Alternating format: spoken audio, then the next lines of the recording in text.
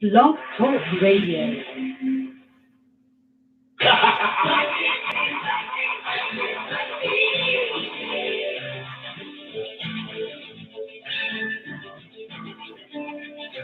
Everybody's got a price. Everybody's gonna pay. Everybody's Ted DiBiase, the $9 man, and you're listening to the Wrestle Talk podcast.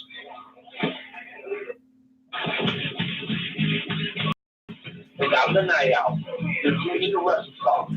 657-383-1521.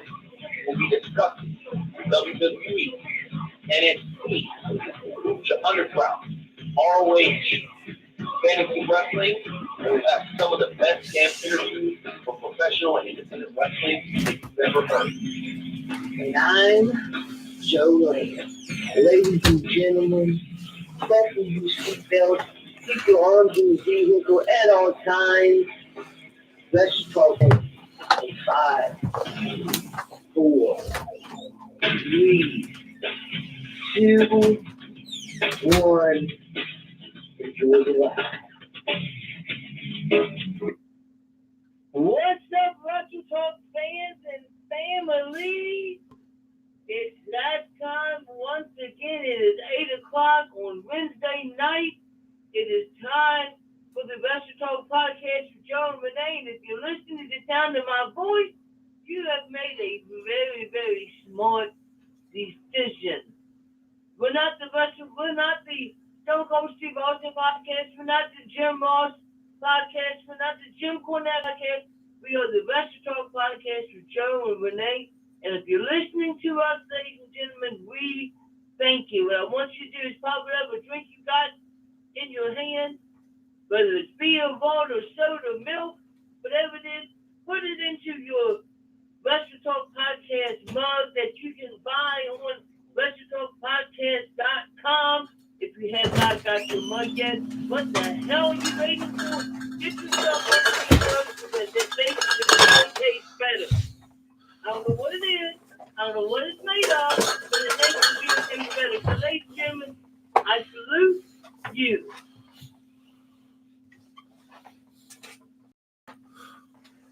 Woo!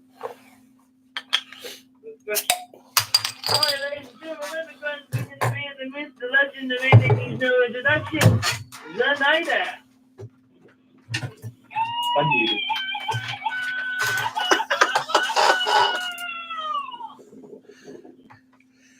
¿Qué pasa? ¿Qué pasa? ¿Qué pasa?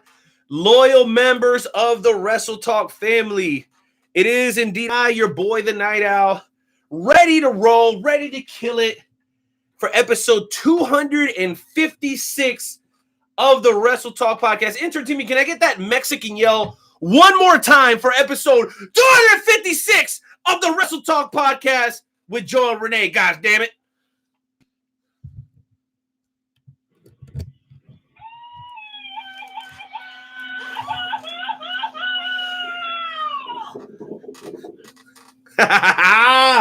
Yeah, Jonesy, you know what it is, man. We're about to kick off today's show. I see a lot of people already checking in on the YouTube. Thank you guys for being here. We hope, by the grace of God, that we have the opportunity to make it all the way through this broadcast with no interruptions. We'll come right back up. Everybody listening to on the replay, please make sure you subscribe and leave a review. That way we can make sure that we can continue to produce this incredible content for you guys. You know why? Because we love pro wrestling, Jonesy. I just cracked open the brewski, bro. I know you did. And you know what, bro? I am really excited to have Adam on the show, man. Frecks is going to join us. He was a friend of a friend. Now he's becoming a friend, a partner, and a guy that I definitely consider a compatriot when it comes to his love for professional wrestling and sports in general. Dude, I am fired up, Jonesy. I am ready to do this, bro. Please tell me you feel the same way. Oh, absolutely. I am more than ready to do this tonight. We got a lot of things that we can talk about. We got the, Adam Frecks coming on from Frecks Dynasty. So it's going to be a good show. It's going to be a good show. Let me tell you. Well, it absolutely is. And I want to remind everybody that there are some things that have to happen for the Wrestle Talk podcast to be able to exist. One of those things, man, is again, God giving us health and the ability to do this thing. The second thing is obviously the Wrestle Talk family, the supporters. Jonesy, as much as I love doing this show, man, it would probably be way too disheartening if we were doing this show in front of 2 or 3 people for the last 4 years. You would, and I try to be a humble guy, but you expect growth when you put this much work into something, and we're definitely seeing that. But third, man, it's the people that make these things happen behind the scenes. And what I'm talking about is like the interviews with Frecks, courtesy of my man, Sonny Money Mayo. Some of the other wonderful guests we have on the show. Jonesy, you always bust your ass at these shows, trying to make contacts, shaking hands and making sure people know that you're genuine. You're not just some fly-by-night organization. And then, of course, dude, the sponsors. You saw a little bit earlier this week, I was pimping KCK Dental Pros. My wife's been there for years, bro. So I trust myself and my care to KCK Dental Pros, man. And I'll tell you what, a few of my buddies from within the pro wrestling business have gone up there, including Kurt Hannon. I know maybe there's probably some OSHA shit there, so sue me. But but he's gone up there. I know he's a satisfied customer, and there's been a few others who probably wouldn't want to be named. But man, it's just great to have these partnerships, bro, with somebody local, and then if somebody national, dude, like Everything Combat, Jay Hollywood, Pat Milicic, who's recently in the news for not some great stuff, but we have it on pretty good authority. That's just some of that fake news that people have been throwing around. So we're just so incredibly overwhelmed with excitement to be able to do these shows, get the support that we get, and then on top of that, man, have people come back week after week. My man Funky Flex down in Cape Girardeau already checking in. The aforementioned Sonny Mayo's already peeping. Jay Hollywood's already in the house, and many more to come, I'm sure, throughout the next 2 hours, dude. But all that said, Jonesy, I'm going to take a couple swigs of this beer because we got to do what we got to do around this time of the show, every single show. And that's when we ask everybody to respectfully remove their caps, place their hands over their hearts as we pay homage to the greatest country on God's green earth, and that's America, damn it.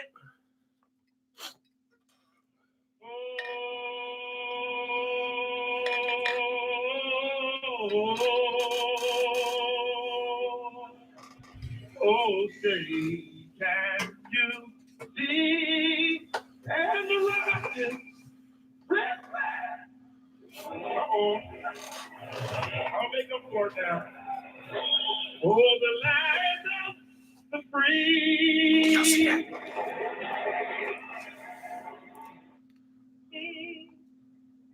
Been tear in my eye every single time, man. Every single time. Every single time. Well, listen, I also want to encourage everybody, man, to be a part of the show.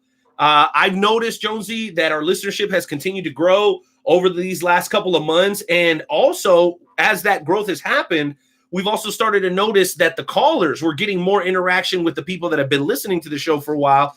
And that really makes things a lot better. I mean, we always have like a whole layout of what we want to do during the show in case, everybody falls off the face of the earth and we're the only ones out here trying to do this. So we definitely have enough stuff to cover the whole 2-hour show.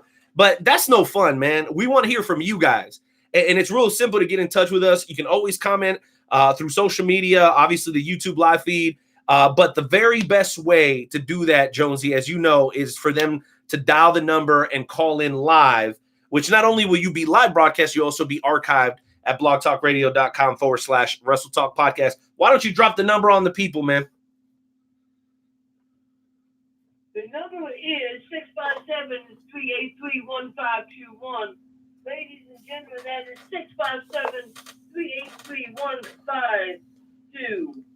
657-383-1521. Correct, Amundo, dude. That is the number indeed. Well, you know what, Jonesy? We got about 21 minutes of High Spot segment coming up, and then we're welcoming in at a kind of a different time of the evening, the FWWC, bro. We're getting ready to go into one of the biggest events of the year. That's FWWC SummerSlam. So we're going to give them a little bit more time to get it off their chest. Somebody go ahead and drop a comment in all the chats. I'm talking about red, blue, and the main chat that this thing is going down right now. I want to hear the people of the FWWC because tomorrow we got something major going on, baby. Anyway, we'll get to that, baby. It's time for High Spots. Intern Timmy, hit the music. Let it play in the background a little low afterwards because we're getting down for tonight's edition of the High Spot segment. Do the damn thing. We have now taken over your radio.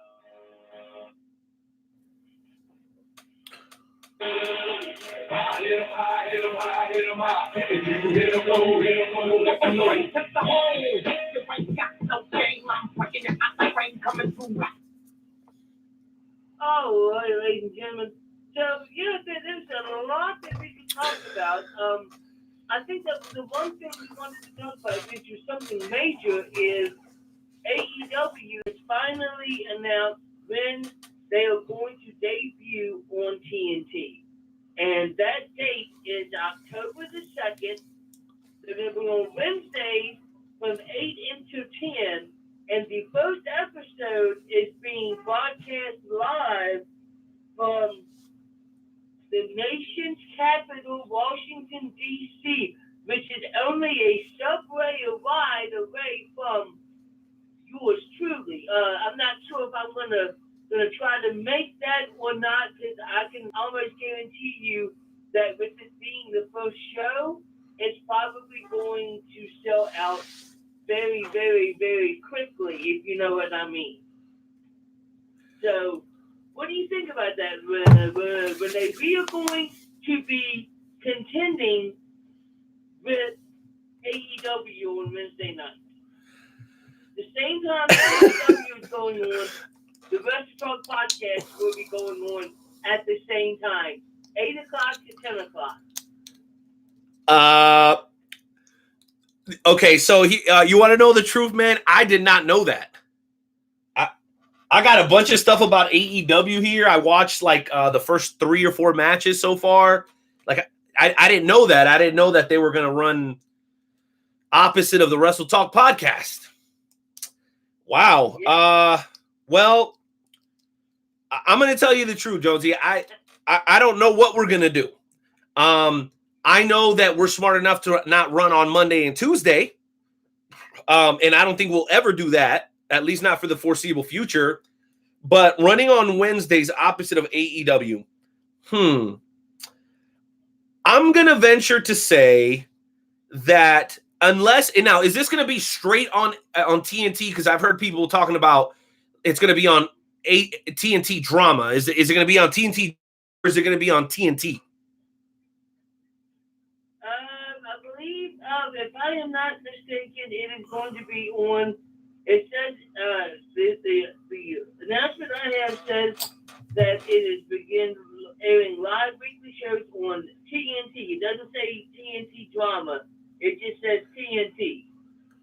Wow. Well, I'm not gonna lie to you, bro. That's Red Brand GM in the house, man. Red Brand already stepping in thick. The GM is Blue Brand GM is in the house as well. Damn, everybody's popping off today. What's up, y'all? Thank you guys for showing love. Okay, so we're gonna go opposite.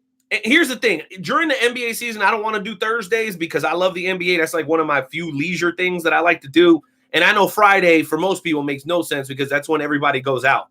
So I don't know, Jonesy. I maybe we need to start pre-recording the shows. I mean, I don't know, cuz like I don't want to be the one that's asking people to make a choice. I mean, most people have TNT.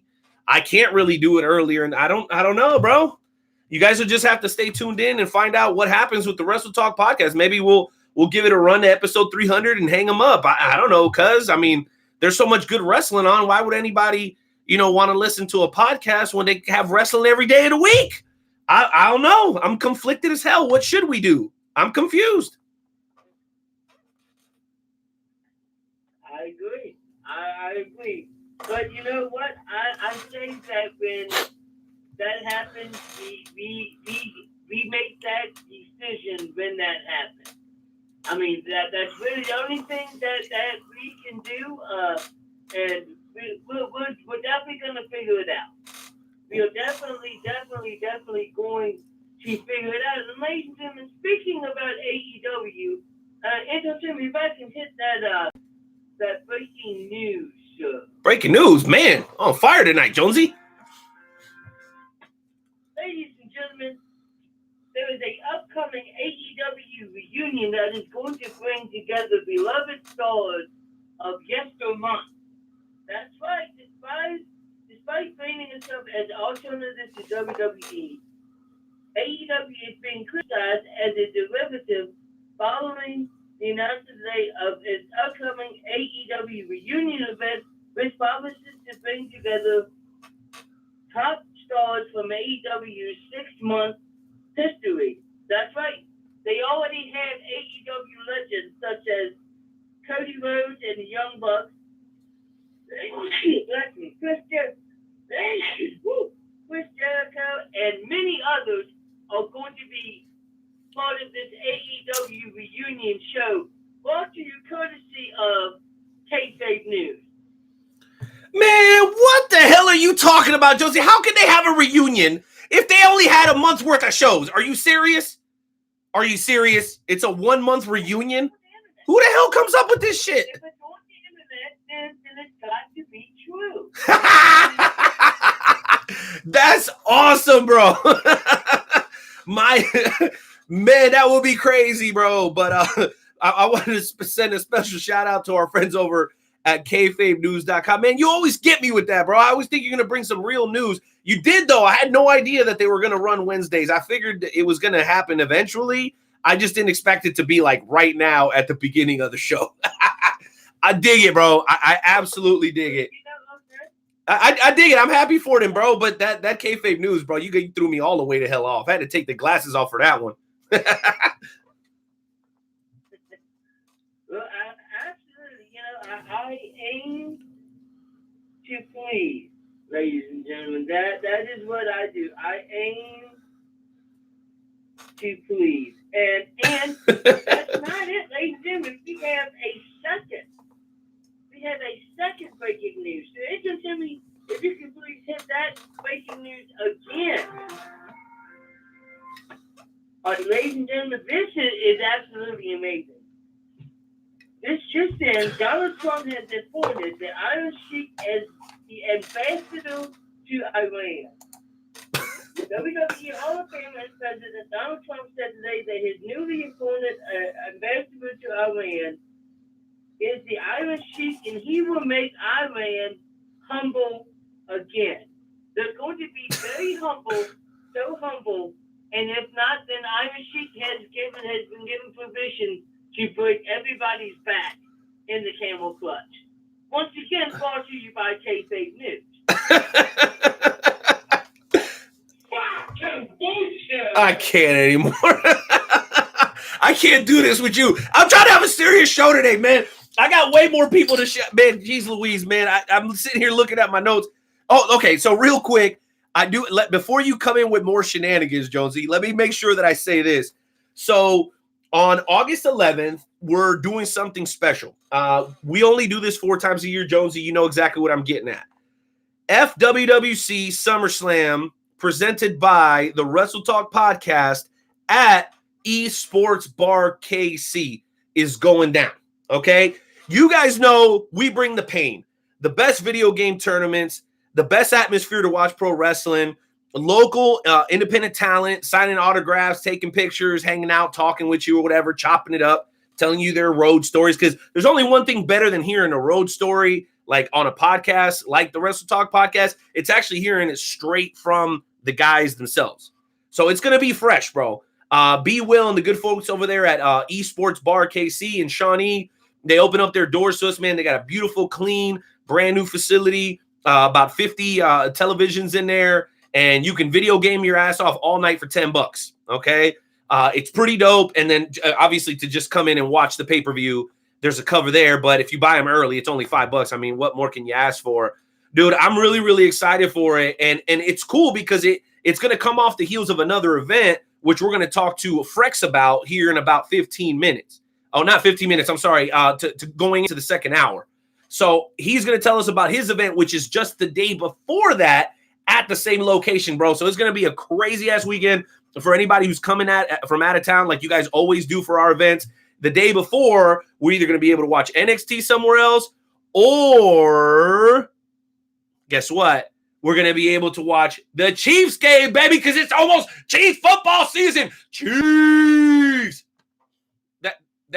That's because of all your Raider nonsense last week, Jonesy. I had to do it. Sorry. That is is absolutely awesome. And you know, I thought that when you talked about this date in August, that was going to be the day, you know, once a year that the night owl brushes his teeth. But you know, but yeah, this the Johnny, Johnny. Oh my goodness, man. You were on a roll tonight, dude. You're on a roll tonight. Well, I'm gonna tell you what I think, man. Here's what I think, bro. I'm gonna tell you. Oh dear God. Man, you and intern Timmy are on it. You guys are on fire, dude. On to a more serious note, ladies and gentlemen. This past Monday Night Raw was pretty freaking awesome, if I must say so myself.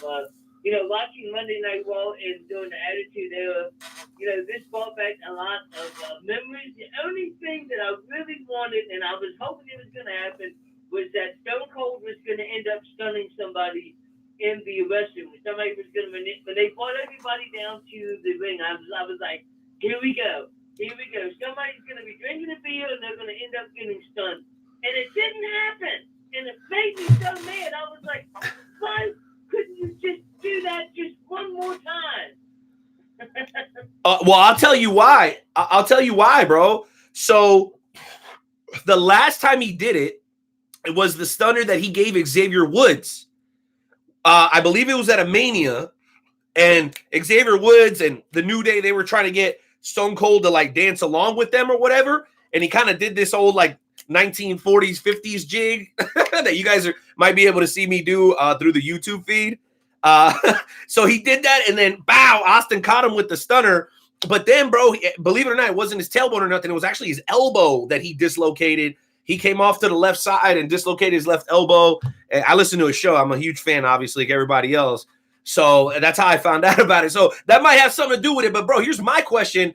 If it would have happened, who would you have wanted it to happen to? And that's a question for everybody out there. That's a question for the whole Wrestle Talk fam, not just for you, Jonesy. Who would you have wanted Stone Cold to hit with the stunner above anybody else if he had done it this past Monday at Raw Reunion? That's what I want to know, man. That's 657-383-1521, gang. That's 657-383-1521. Jonesy, what do you think, bro? Who would you have picked, brother? It's obvious, the Boogeyman, because he could have done the Boogeyman and it would have been completely awesome. And you know, it's just seeing the Boogeyman get stunned. Hell, just stun everybody, like everybody in the ring stun. You know, even Jared Briscoe gets the stun. Everybody. Okay. Well, that's no fun. So pick one person. Just pick one, Jonesy. Come on, man. Don't come with that half. Though I will admit, everybody would have been cool with me too. Just pick one. Just one. I'm still gonna go with the Boogeyman because looking really confused, trying to get a beer, and everybody was drinking beer, and he's like, "Where's my beer?" Like that would have been the perfect opportunity. Just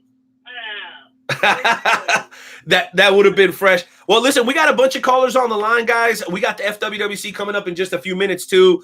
But if any of you guys want to come on early and talk with us about this topic or anything else revolving the world of pro wrestling, man, let us know. We want to talk to you guys. That's what these shows are all about. We're doing absolutely wonderful tonight on the YouTube live feed, and we love the comments that we're getting, man. But we want to hear from you guys, man. That's 657-383-1521.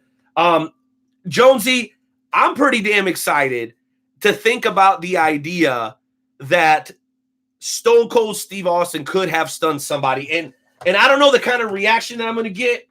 And I want to go ahead and preface this by saying it has nothing to do with some of the out of ring stuff that this man went through. Just for wrestling nostalgia's sake, not because of stupid mistake that he made outside the ring, like I said, okay? I would have loved to see, and this is something they could have done a couple of WrestleManias ago, but they didn't. I would have loved to see Stone Cold Steve Austin hit Hulk Hogan with a Stone Cold Stunner. that would have made my whole life complete, son. Like, and I got children and my beautiful wife. I'm very blessed. But if I would have croaked right there, bro, I would have croaked with a slight smirk on my face. I'm telling you right now, bro. If he would have got Hogan, I would have lost my mind. And I don't know how anybody else feels about that, but man, it would be incredible. It would have been incredible for Stone Cold to hit Hulk Hogan with a stunner. And I know I'm being really outlandish, and a lot of people are like, nah, you're out of your mind, cuz. What are you talking about? Man, tell me that wouldn't be dope. I mean, just imagine it. Like, that would have been the ultimate shocker moment. It was similar to like a few years ago when they were doing the Hogan celebration, Jonesy, where Brock Lesnar came out and then shut everybody down, right? But dude, imagine Austin hits Hogan, bow, with the stunner, bro. Everybody scatters like roaches when that happens, bro. I'm telling you, everybody goes, whoa. That would have been it for me, though. That would have been it. The only person that probably would not be able to catch a stunner from Stone Cold Steve Austin would be Kevin Nash, because he probably tailed if he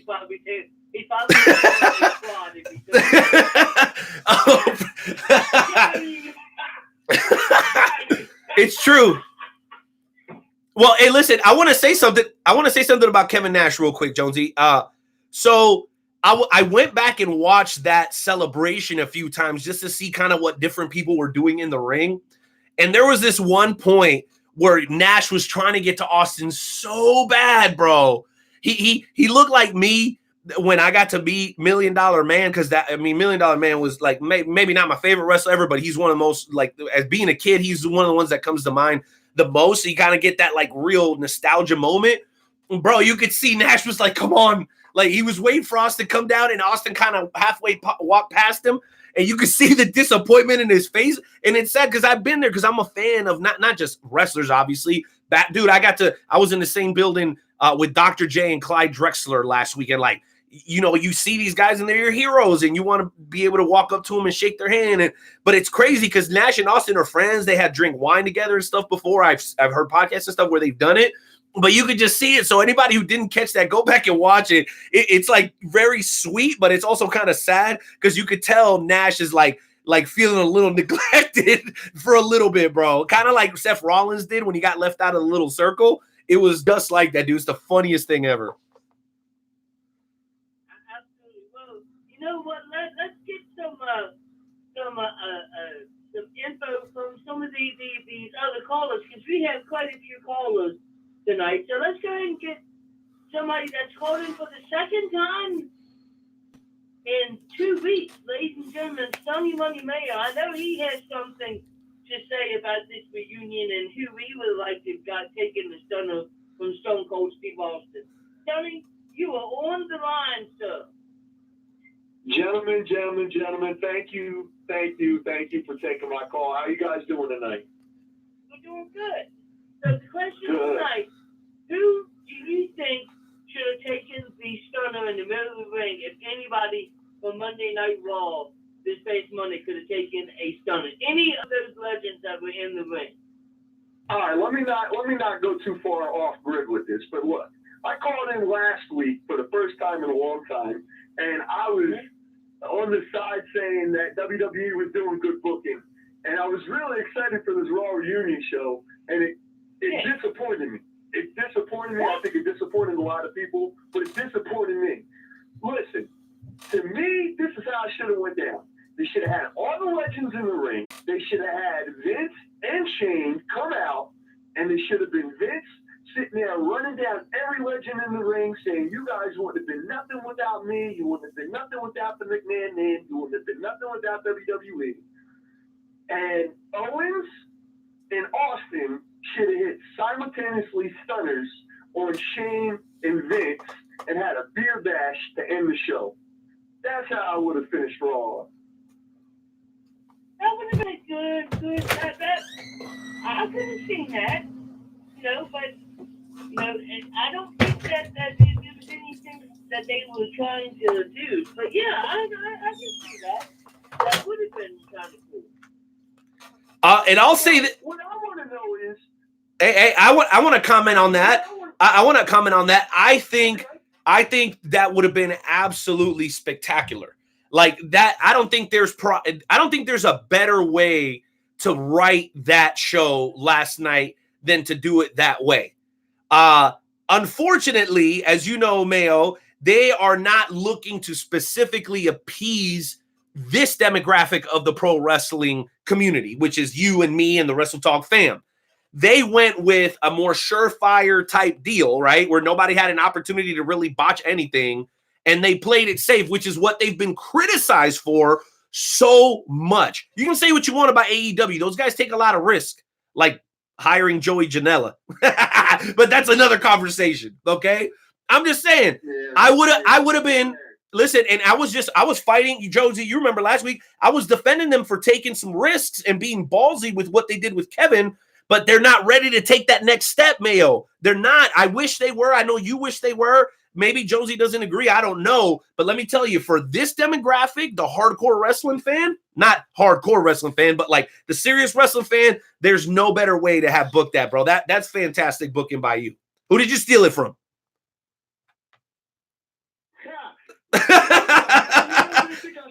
No. Calm down.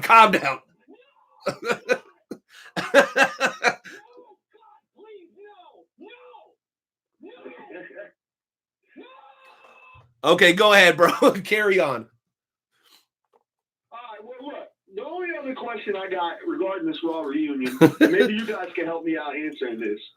Why in the blue hell was Alicia Fox out there with the rest of the legends, and why were they considering her a legend, and why was she in damn near every legend segment? Can you guys answer that one for me?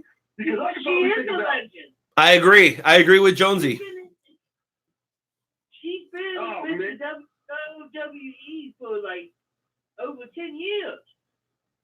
She is a legend. Son, hey, Mayo, they've put people in the Hall of Fame that didn't wrestle for them one damn show. Not one. There's people in the Hall of Fame that never actually even wrestled for the WWF. So why not put Alicia Fox in? I mean, damn, they put everybody in these days. You know what I'm saying? These days you might even get Mark Sanchez in the damn NFL Hall of Fame. You know what I'm Geno Smith or some trash quarterback like that. Ooh, better yet, RG3. That guy's probably going to get in the Hall of Fame. Come on, man. We know what the Hall of Fame is these days. Legend, Hall of Fame, best ever. Shit, it gets thrown around all the time. Sammy Guevara is calling himself the best ever. I mean, give me a break. You know what I mean? Yeah, someone's always got to have the moniker of the best ever. And CM Punk had it for a while. He hasn't had it, since he retired. It's Shane now. It's Shane. To go back on that point, everybody who's been put into the WWE Hall of Fame who has never wrestled in the WWE ring is more much deserved than half the people who are in the Hall of Fame and who wrestled for WWE. I'll agree with that. The Brutus, the Barber, Beefcake. Those guys don't deserve to be in the damn WWE Hall of Fame. Hey, where's Rick Rude? Where's Bam Bam Bigelow? Where's Owen? Where's Owen? Hey, no. So let me say this. Let me interrupt you with some new information, Jonesy. Before Mayo jumps back in and we move on to the next caller. The information that I'm getting is that the reason that they gave her that much love was because she officially retired from in-ring competition last night. So does that change or move anything for you, Jonesy or Money Mayo? Well, absolutely. Like I said, she's been with the WWE since like 2007. So she's been with the WWE for like over 10 years. And if she officially retired from in-ring competition, then it makes total sense as to why she would be with the Legends, because now that she's retired, she's considered a legend. Look, Alicia Fox doesn't stick out as a name who changed the game in women's wrestling. She wasn't revolutionary for the game in women's wrestling. She got lost in that whole Divas Championship mix. She was wrestling more matches on Main Event and Superstars than she was in Raw and SmackDown. I think it should have been Melina out there. I think they should have tried to bring back Stacy Keibler. I know they had Tori Wilson in the house. Even Alundra Blaze got some airtime, which I'm happy about. But to me, Alicia Fox, no, and even more no. So I'm leaving it at that. I'm gonna take it off there. I'm gonna let you guys get some more callers in. I'll be chatting on the YouTube channel. Everybody out there, make sure you get on that YouTube channel. Wrestle Talk Podcast with Renee and Joe and Renee. Guys, thanks for taking my call. Much love. I'll be sticking with you guys throughout the entire show. Woo! Awesome. Hey, and this doesn't just go for Money Mayo. This goes for everybody. Grab your wife's phone and go on her YouTube and hit subscribe. Come on, y'all. It ain't that hard. She ain't gonna be mad at you, bro. She ain't gonna be mad. We only do this once a week. We love you, Mayo, man. Thanks for being a caller tonight, dude. I know I got some thoughts before we go on to the next caller, and they're very brief. The Alundra Blaze versus Lacey Evans beef on social. If you're bored and you want to see some heat, check out Alundra Blaze taking shots at Lacey Evans on Twitter. It's fan-freaking-tastic. Jonesy, who's up next? I would have to do that. Well, ladies and gentlemen, let's go and get this caller on. Intro can we check some of these callers that we have. So, ladies and gentlemen, we have the Bishop. Jones, good night out. How y'all doing today? Que pasa, Bishop, man? Welcome to the show, man. As you know, we're doing an extended edition of the FWWC segment, and we're kind of merging it with spots a little bit, which I think is a kind of a cool dynamic that we got going on tonight. Bro, I know you've been busy watching your pro wrestling. I'm sure you saw Raw Reunion, and I know you got a big match coming up at SummerSlam, bro. So drop it on me. What is on your mind tonight? Oh, well, and I enjoyed the Raw Reunion. You know, I felt like I relived my teenage years, my childhood, and my college years. And seeing Stone Cold, you know, I marked out right at the very end when he started, you know, popping beer cans and everything. Yeah, so it was a good moment. Well, it was a great moment, and we were asking everybody else, and of course, if you want to talk about something else that you've been watching, TNA, Impact, AEW, we're open to discussing any of it with everybody. But dude, if Stone Cold would have stunned somebody last night, who would you have chosen for him to stun? I chose Hogan. Okay, Jonesy picked the Boogeyman, and you know what? I don't know. Oh yeah. Money Mayo said Shane and Vince would have been stunned by KO and Austin. That was his. What's yours? Oh man. Now I actually have two of them. I would have liked to see him stun one of the Stooges, Pat Patterson or Gerald Briscoe. Yes, we've seen that quite a few times before. I would have loved to see him stun Hogan because that's the match that I always wanted to see was Stone Cold versus Hogan. You know, like in the prime, figure out who was really revolutionary in the business. Yeah. It would have been between the Stooges and Hogan. So you agree with me that Hogan would have been it? I know you said the Stooges too, but like, let's say you had to narrow it down to one, just one, Bishop. I'd say Hogan. Ha! Yeah. Yeah, and I'm not just excited because you agree with me, but I'm excited because, dude, it would have been crazy, right? See, I think what would have been awesome is if Booker T grabs Hogan and gives him the bookend and says, "I told you I was coming for you, Hogan." What do you think about that, Bishop? Oh my gosh, bro, I would have died. You know what? That would have been better. Not involving Stone Cold, but that would have been even better. Wow. Oh, dude. Hell yeah. Well, Bishop, before we let you go, man, you've got the Intercontinental Championship. You obviously continue to show why you're a leader in the group. When I think about people who have consistently ascended since arriving here, you're one of those guys, and you've got a lot of power in your hands right now with a belt that you can cash in to challenge for the Universal Championship. But you've chosen not to do that up to this point, but you've done a great job of keeping relevant, man. So I'm curious, do you have any plans for SummerSlam? Who do you think is knocking on your door? And can you talk to us just briefly about what you've been doing these last, maybe this last week or two? checking the page, and I do see that I could possibly be going up against one of the legends here in the FWWC, Jimbo Slice. Now, he and I have squared up once before, and if we are going to face, I look forward to that. Now, also, I have also been hearing for some time that another returning superstar has been knocking at my door, and it's a guy by the name of Theory. And so he has been mentioning me quite a few times, and so I'm not that hard to find if he's looking for me. Wow. All right. Well, somebody needs to tag the Poet Theory Foster. I need to make sure he knows that he's being called out, because he may miss it and not even realize it. But I'm telling you what, Bishop, I'm proud of you, man, because Theory's not somebody that's lightweight.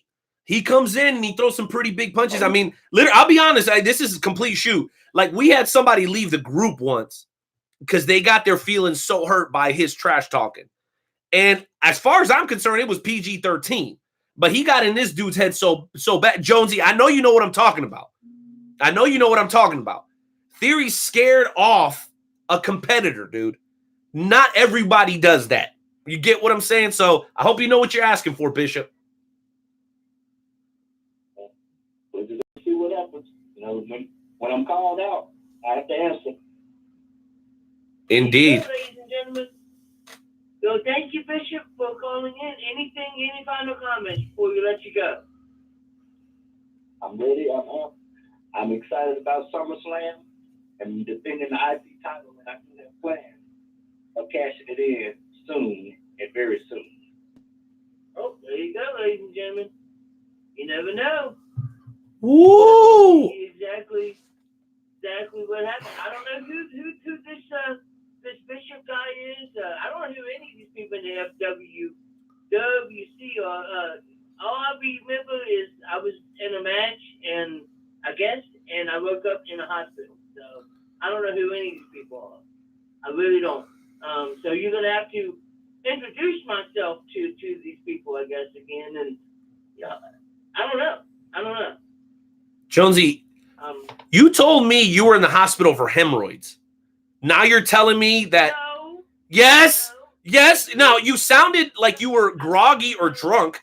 Listen. No, I'm telling you what I remember. I don't know what you remember. I woke up in the hospital with these bandages all over my head. I don't know who I am. I don't know who any of these people are. I don't know what's going on, ladies and gentlemen. I don't know what is going on. All right. To find my inner peace. Here we go with that crap again. All right, whatever. All right, you know what? Why don't you go over there and get some fresh air, Jonesy? Because clearly you need some help, some intensive medical help. Get yourself together. You know what? We're gonna bring on a guy who always has his you know what together. Okay, I'm talking about the originator, the creator, the head administrator. My man, my partner in crime, the very own Solo Dolo main man over at Royal Mills Transportation. A guy who's a partner, who's a friend, who's a brother. Ladies and gentlemen, the guy that makes this all possible in the FWWC, DeJuan Mills.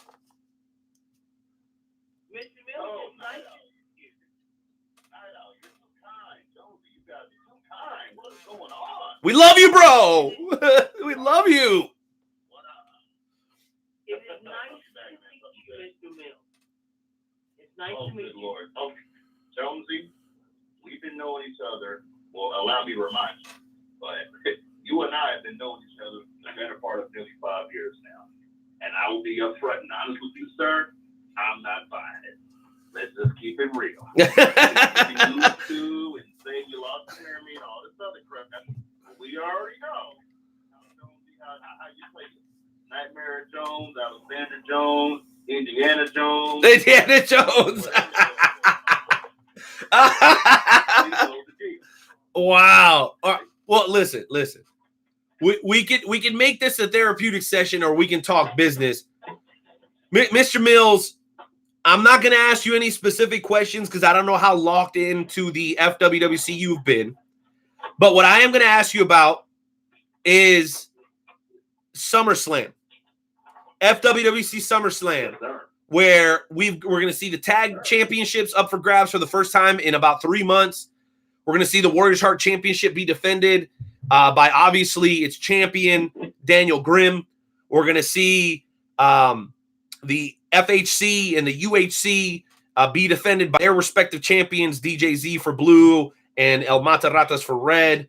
As these pay-per-views and these big shows continue to happen year after year in the FWWC, what can you say is the common trend or the thread that you see out of all the competitors that make it to that main event level in the FWWC? What do they all have in common?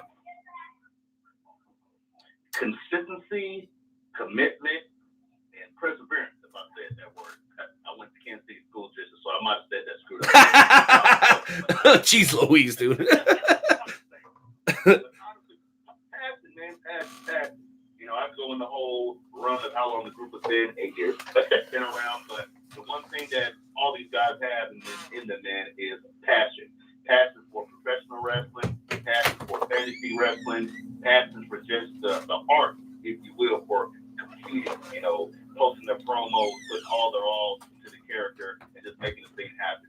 And that's what makes us the absolute best fantasy wrestling group in the world, 8 years running. Do you guys realize that most businesses and entities don't make it past year 5, and we have been blessed to go to year 8? Do you guys realize that? And that's not because of any one person. That is because a group of people, our staff, or guys that are behind the scenes that are in charge, that has to do with the bull crap that none of you guys do. We are one of a kind. We're going to hit the road running. And yes, FWWC SummerSlam. Which, by the way, thank you, WWE, on it too, for making it like 2 weeks early. It's usually SummerSlam, if I'm not mistaken. I could be wrong. I'm 34. You know, a lot of extracurricular activities might impair my memory. But if I recall, usually SummerSlam is like maybe the 3rd weekend of August. My brother. Now it's the 2nd weekend. But it's all good.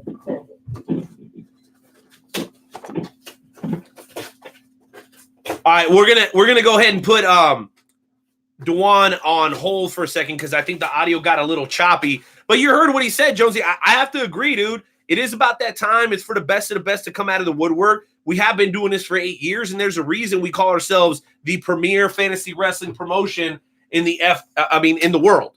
I mean, there's a lot of E-Feds out there. They've been around since the AOL days. Our upcoming guest is old enough to remember that. Dun-dun. I'm sure that sounds great on the podcast right now. all I'm saying is, bro, they've existed for a long time, but there's not any like the FWWC. Dewan, we're going to bring you back on because I want to ask you this question, dude. You heard us talking about it a little bit earlier. On the Raw reunion, we saw Stone Cold come out and celebrate, okay? Did a great job, highly entertaining. But if he had had the opportunity to Stone Cold stun somebody, who should it have been? And don't give me none of this, well, I got 1A and 1B crap. I want one answer. Who deserved to catch the Stone Cold Stunner at the Raw reunion? You want me to be honest with you? No, lie, please. It's way more entertaining. Lillian Garcia. What? Yeah. Nigga, what are you talking about? Yeah. Lillian Garcia. That is the toast of death. You already know. He poured the beer all over. And you know what's supposed to follow up with that? A gosh darn stunner. Come on, man. Lillian Garcia. Man, what the hell is wrong with you, bro? Are you serious right now? Jonesy, please don't. Thank you, sir. Thank you very much. Jonesy, please bring us back down to earth. I can't believe I'm asking you to be the voice of reason here. Lillian Garcia? How are you even serious about that? Jonesy, help us. Help us, bro. I mean, I could kind of see it. I could definitely kind of see it. I don't think that they would actually have him do that, but yeah, and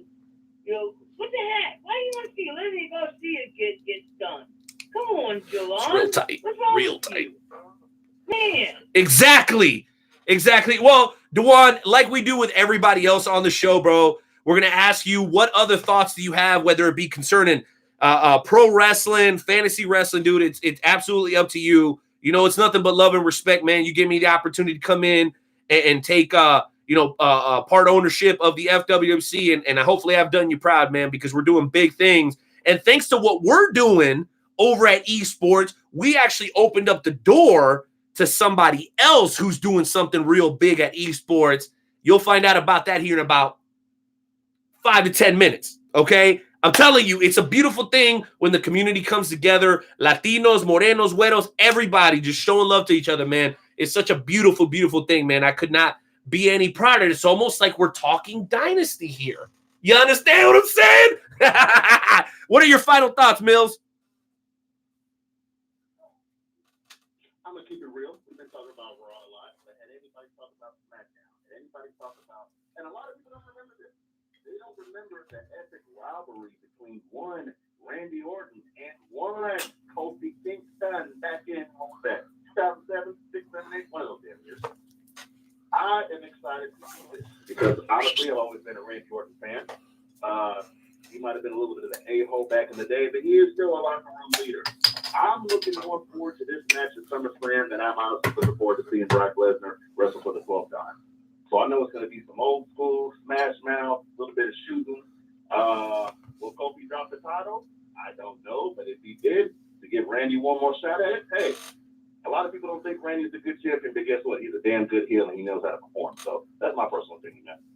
Well, That is agreed. definitely true. That would have been that was definitely awesome. But I would have to say that the best part of Monday Night Raw, and this is near and dear to Mr. Deron Mills' heart, and I've been told to this by multiple people in the FWWC that Deron Mills' favorite part was the opening of Monday Night Raw when John Cena came out, because apparently Deron Mills is a huge John Cena fan.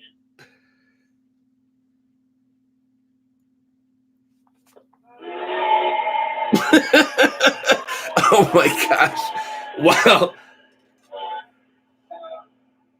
Dude, see why you got to piss him off so much that he hangs up the phone, bro? You see that? Damn you, Jonesy. Every time I trust you to close out a caller, you pull the same crap.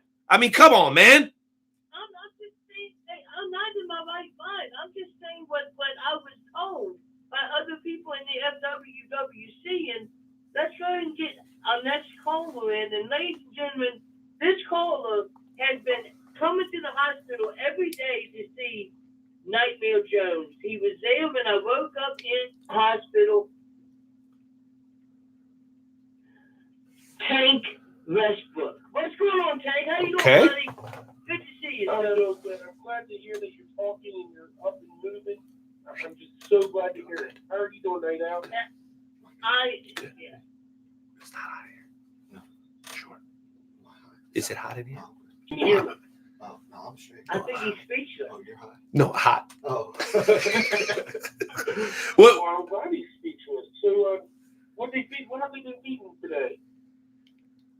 Oh man, I got fed all kinds of good stuff today. You know, I've really been blessed today. I'm finding my inner peace. Namaste, namaste, namaste, and it's all thanks to Tank Westbrook. Oh my goodness. Well, welcome. Namaste. So correct. I'm glad you're coming to see the light and understanding and coming to your senses. The light is so beautiful. Everything is beautiful on this side. It's just, I'm so glad. Why do I feel what? Why do I feel like I'm watching a goddamn Bob Ross video right now? I mean, what the hell is wrong with y'all? Listen, Tank, I got a call, okay, from Nightmare Jones in the middle of the night, and he go to the hospital to get hemorrhoids removed.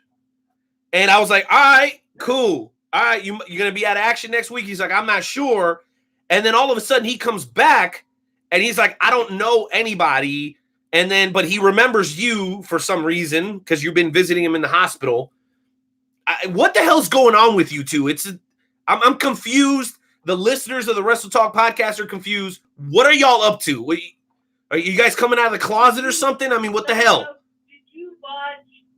Did you watch the FWWC on Monday night? If you did, then you would know that Nightmare Jones had a very scary fall on Monday night where I hit on the back of my head apparently on the steel step, and I've lost my memory. I don't know who anybody is. I don't know what is going on there. I mean, but Nightmare Jones, how is that different from any other week? I mean, you've given and taken more shots to the head than Sonny, okay, from the Attitude Era. Goddamn. I mean, what are you even talking about? One bad hit to the back of the head. Now all of a sudden you're going back to this namaste crap. I'm getting irritated here. I mean, damn, you switch you switch personalities more than girls change clothes, man. You're confusing me. Night out. Listen up. Are you sitting down real quick? Dude, I'm live right now on YouTube, man. Wrestle Talk Podcast with Joe and Renee on YouTube. You obviously know I'm sitting down. Stop patronizing me. Okay. I just want you to understand. I'm glad that you're sitting down. Listen, last Monday, Nightmare Jones to the spill. I saw that and I felt so bad that nobody was there. So I made a promise to myself that, I would spread the love that the fans of the FWWC, the love that the FWWC just gives to us. So, I made sure I was there at his room. When he needed something, I was there. And he started opening his eyes. And he didn't know who I was. And I told him I'm Hank Westbrook, an FWWC superstar. And I told him that I will be there to show him the love, the light of the FWWC. Now, with that being said, I unfortunately have to take myself and split ways with the Battle Tanks. The Battle Tanks are no longer. If Battlecat and Douglas James wants to continue with the Battle Tanks, that's fine with me. But Battle Tanks as myself, I will no longer be affiliated with them. Douglas James? When the hell was Douglas James a part of the Battle Tanks? When did that happen? Douglas James was a step-in, fill-in to try to make Battlecat feel appreciated, I guess. And I thank him for while I was on suspension. I appreciated him taking my spot. But I like I said, I feel like I need to continue spreading the love of the FWWC, and I need to make sure that as of tomorrow, Nightmare Jones will be released from the hospital. I'm going to be there with my doctor, my nurse that I have hired. So when he comes home, he will be in nice care. Well, that's great to hear. That's great to hear. And you know what? All kidding aside, Jonesy, I did see the injury. I'm glad that the FWWC medical team was able to get down to you immediately and rush you over to the hospital. I'm glad that you're okay. But obviously, you got a lot of things to work out, and it's good to know that you got Tank Westbrook in your corner to back you up. Now, I want to ask, but we'll leave it for tomorrow night's fantasy wrestling podcast, the FWWC Tonight, WrestleTalkPodcast.com. Guys, you already know. You can listen to it right there. But I want to know where La Familia was during all this, because Tank Westbrook shows up. You got 11 brothers in La Familia, and not one of them showed up? I mean, I don't know. I got more questions than answers here tonight. But Tank, listen, we got to go ahead and let you go because we got a few more callers, and then we're moving on to our featured guest of the evening. That's right, Talking Dynasty's very own Adam Frecks is going to be joining us, man. It's going to be a great time, I guarantee it. But what are your final thoughts before we let you go, Tank? My final thoughts. I want to say that Sonny Monemayo, that if the Stone Cold Stunner would have happened with him, with Stone Cold and Quinn Sonny the McMahon, that would have been beautiful. I would have loved to see that actually go down. Wow, you agree with Sonny. Well, those have been the two most popular takes. Either Hogan getting stunned or Shane and Vince getting stunned by Kevin and Austin. If you had to choose between those two, which one would you go with? I would still say Kevin Owens and Stone Cold stunning the McMahon. Wow, very, very cool. I love that. Well, it's 2-2. Those are our two most popular votes. So, Tank, thank you for joining us, man. Thank you for being here and supporting Nightmare Jones, man. It makes me very, very happy to hear that somebody's got his back and that he's working his way back to recovery. Jonesy, I appreciate you being here despite the injury you suffered, man. I really means a lot to me, dude, that you showed up, man. You were the man for that. No problem, sir. No problem. It is my a pleasure. My question that I have is, what's not familiar? I don't know what that is. But anyways, let's go ahead and get into our next caller, ladies and gentlemen. I believe, if I'm not mistaken, it's a guy by the name of Marcus Mayhem. Hello, Marcus. Nice to meet you, sir. How are you today? What a disappointment. Wow. Well, isn't it the sunshine of the FWWC, the man that just always shows up to bring positivity and to cheer everybody up? Welcome to the show, Mayhem. Surprised to hear you're not a little bit more excited about being here again tonight. You know what? I am excited to be here because this is my platform to absolutely destroy Blue Brand and the Night Owl because it's my favorite pastime. The Night Owl? What do I have to do with Blue Brand? Your opponent is Curtis Black, sir, not me. Trust me, you don't want any parts of this. I just don't like either one of you. Well, the feeling is mutual. Well, come on, let's get on to the interview. I know you have some intelligent questions. You're not scheduled to be on the show. What are you talking about, you arrogant prick? You're not scheduled to be a guest. We've got Adam Frecks waiting to come on. He's in the green room. We provided him with all the red and gold M&Ms that any Chiefs fan could ever desire, okay? That's what he's eating. He's cool. He's ready to come on. And you all of a sudden you think we're going to interview you? What the hell's on your mind? I'm sick of you calling into my show and disrespecting me every week.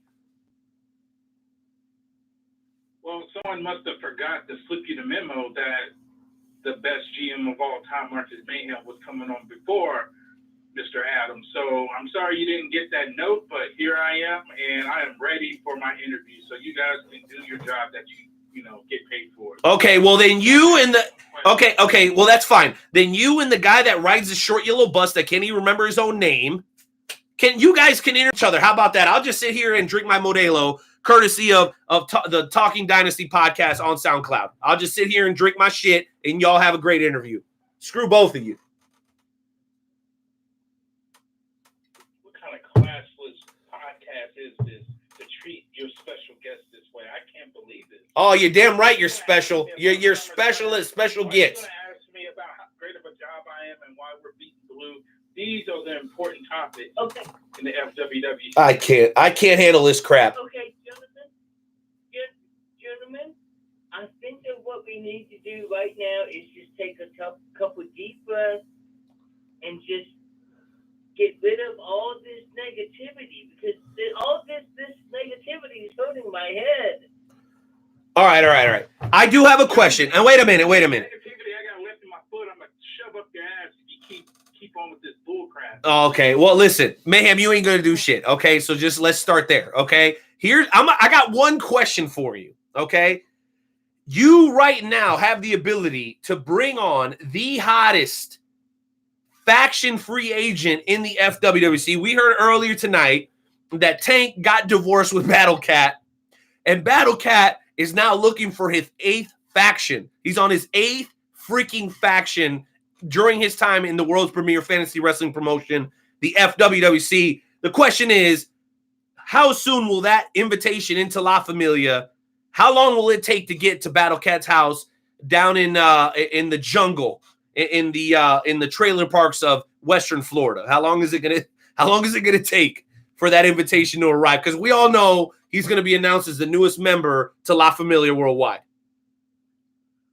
Over my dead body, as the second in charge as the lieutenant, I would never, ever, ever have Battle Trash even be considered for La Familia. You see, in La Familia, it's all about heart, and you got to have a pair of huevos.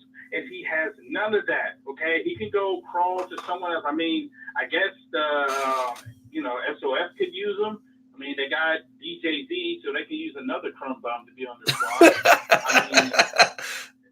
I mean, the SPC is down there dead. I'm sure they'll take anybody. So, I mean, we don't need that. We don't need that around here. Wow. Don't insult my intelligence with questions like that. Wow. All right. Well, Mayhem, we appreciate your very, very sincere thoughts. We got just a few moments before we bring on our real invited featured guest of the evening, Adam Frecks. But before I do have something I do want to throw out before I go. Oh dear God, please make it fast. I'm so over you. Stone Cold, when it comes to who we want Stone Cold to stun, I will have to go with Hulk Hogan. You know why? The thought of him getting hit with a stunner, and as soon as he's coming down with his face on his shoulders saying, "Oh brother," and getting stunned is worth $1 million. I got stunned. I got stunned, brother.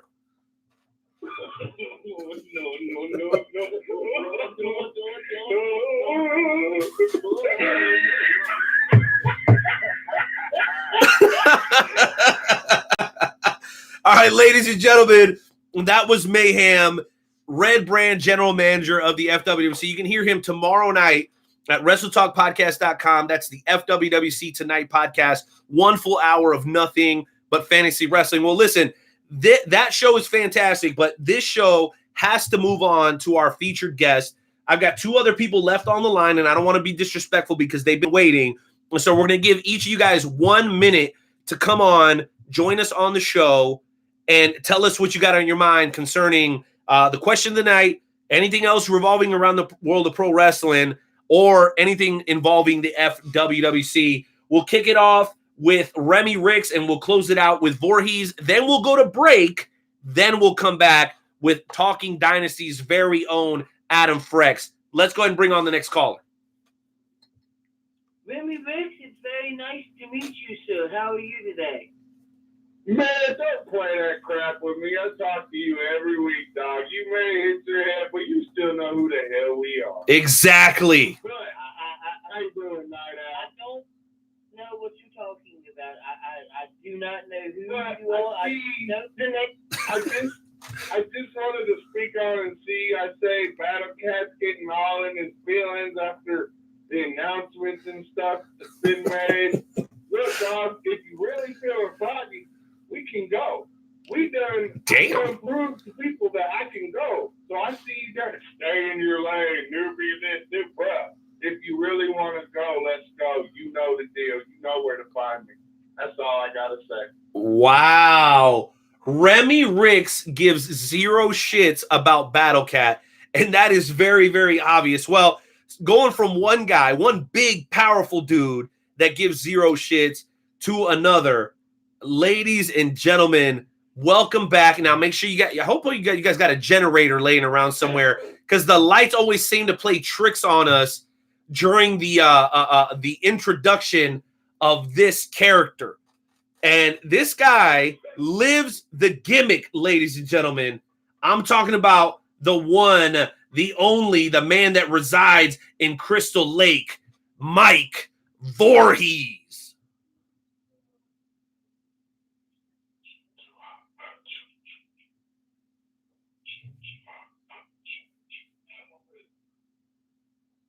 Night Owl, Night Mr. Jones.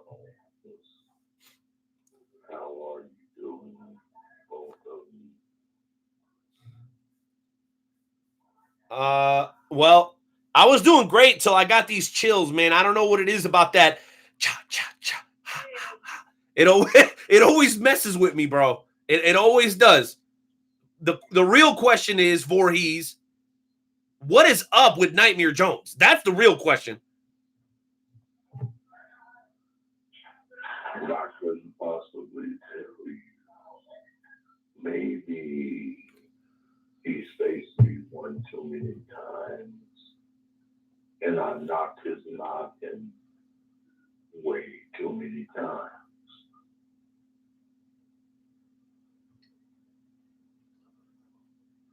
Why does it always get so awkward in here when Voorhees calls in?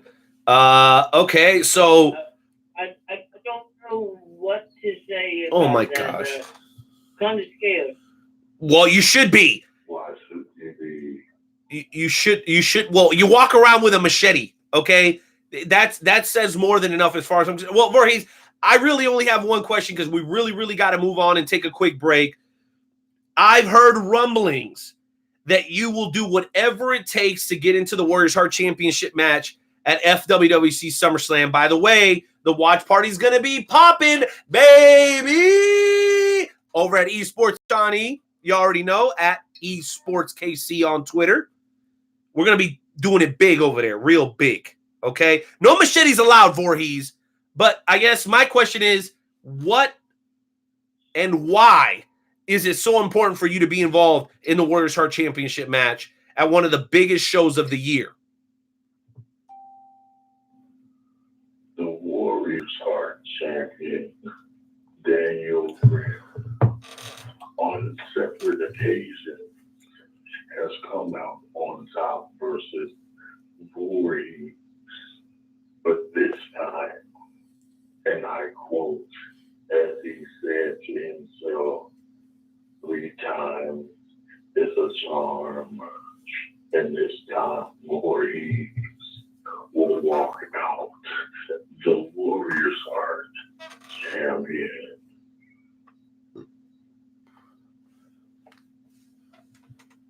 Jonesy, your thoughts?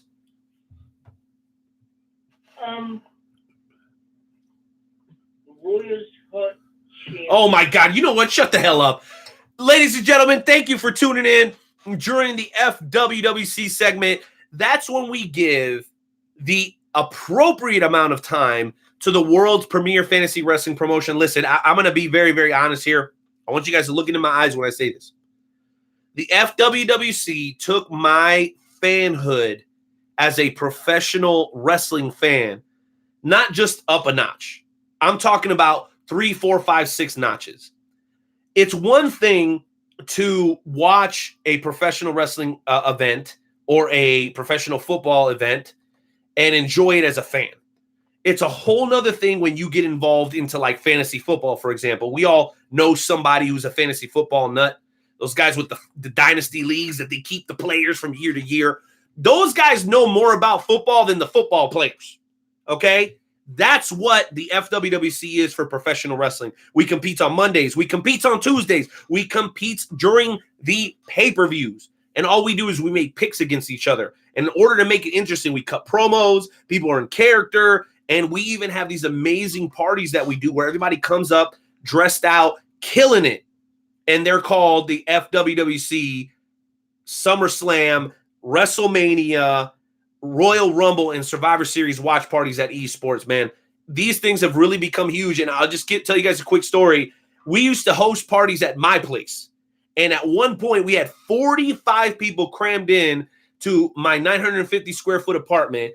And at that point, my wife was like, ¿Qué estás loco? ¿Qué es lo que estás pensando? No podemos meter tanta gente en la casa. Es una bola de locos. No podemos ni caminar dentro de la casa. And you guys, you should have hit the SAP button if you want to know what that means. Yeah, that's what she said. Exactly.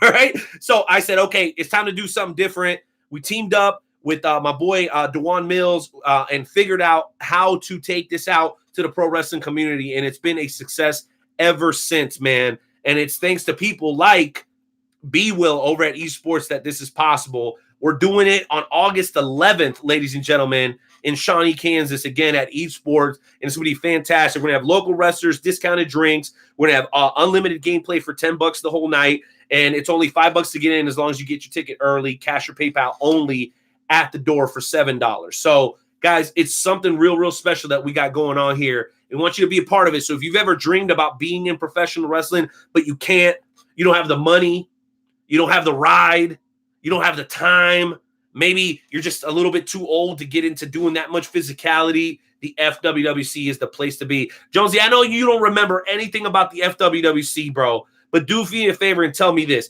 Can you and I agree that everybody who's called in tonight has been extremely passionate about the FWWC? Absolutely. Every single person has been really, really passionate about the FWWC, and I myself look forward to getting to know each and every single one of these competitors. Wow. Okay. Well, that's good to hear. Well, ladies and gentlemen, we're going to go on roughly about a 2 minute and 30-second, maybe the 3 minute break. Then we're going to come back with our featured interview of the evening. That's right, ladies and gentlemen. Talking Dynasty's very own Adam Frecks is going to join me right here in studio tonight. So get locked in to episode 256 of the Wrestle Talk podcast with Joe and Renee. Intern Timmy, take us to break, baby.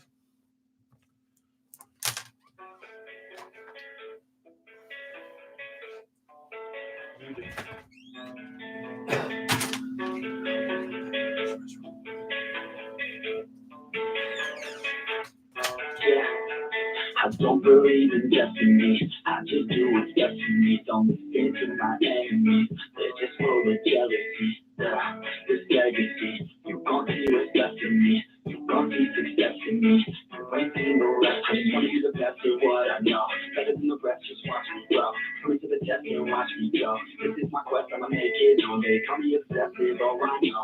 Call me selective with my nose. Call me aggressive with my flow. Call me offensive even though. So we ain't gonna buy life stuff. Trying to get by life stuff. Trying to do it right, it's not enough. Even though you try, you feel messed up. But I'm still gonna fight for what I love. Still gonna die for what I love. Still gonna try, I won't give up. Still gonna fight until I want it. Say I'm way too obsessed and I've got nothing left and I'm not quite there yet. But those words will be back cause I've got something left and I'm not giving in. I will not let them win. I won't stop till the end. No.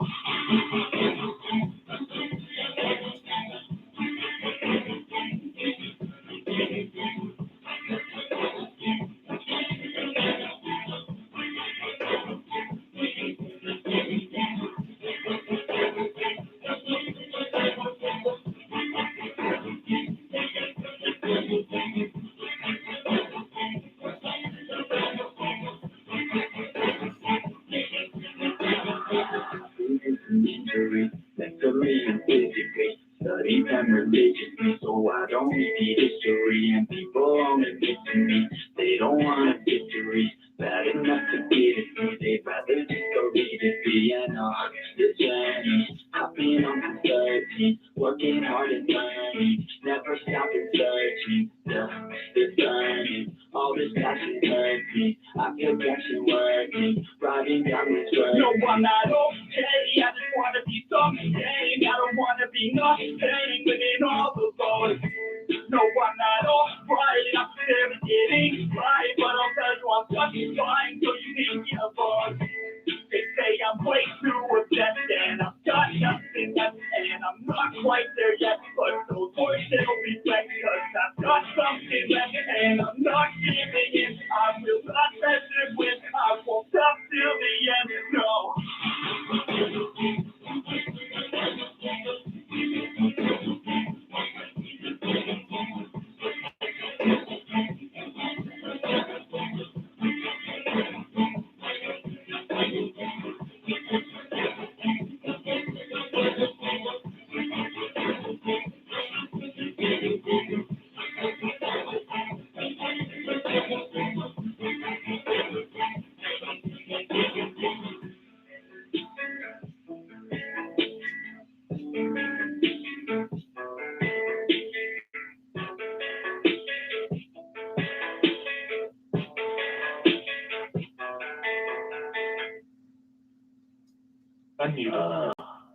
And ladies and gentlemen, with that, we are back.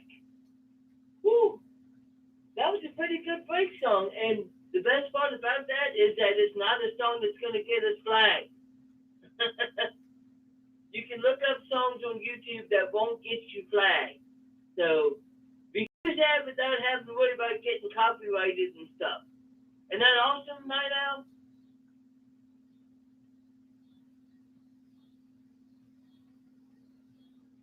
While we wait for the Night Owl to come back, ladies and gentlemen, it is almost time for our guest of the night, one Mr. Adam Frecks.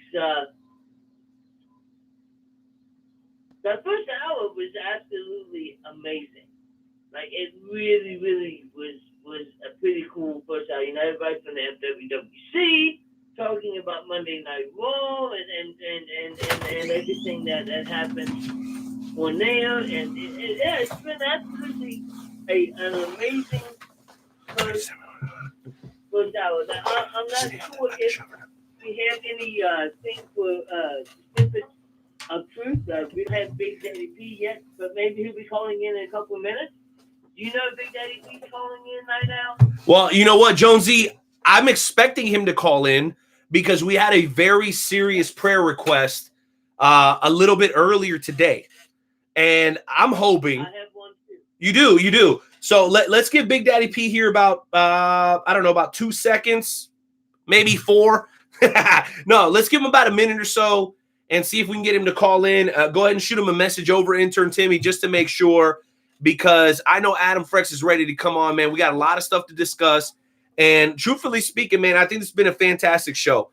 And I'm always grateful because the FWWC, dude, has done so much for so long to support us. And it's something that a lot of folks, not even folks that are regular listeners to the show, understand. So anybody who called in today, in character, out of character, we really appreciate it because truthfully, man, this show is really based around what the pro wrestling community wants to discuss. Y'all want to talk fantasy wrestling? We can. If y'all want to talk about all this crazy shit going on Raw, I'm down with it. And our topic tonight is freaking fantastic, Jonesy. I love the fact that we're talking about fantasy booking, which is it's something that every wrestling fan in the world does. Like everybody who loves wrestling is like, oh man, what if this would have happened? And what if this would have transitioned? Like, I know something I always think about is like when WCW shut down, what if like the main guys hadn't been on those guaranteed contracts and they would have actually come over? Like how dope, like as dope as the Attitude Era was, imagine how much more dope it would have been if that would have actually happened. So there's always something to think about and to discuss, man. That's what really makes this whole deal so special. So, Jonesy, I want to verify just one last time. Do we have Big Daddy P on the line for Snippets of Truth tonight?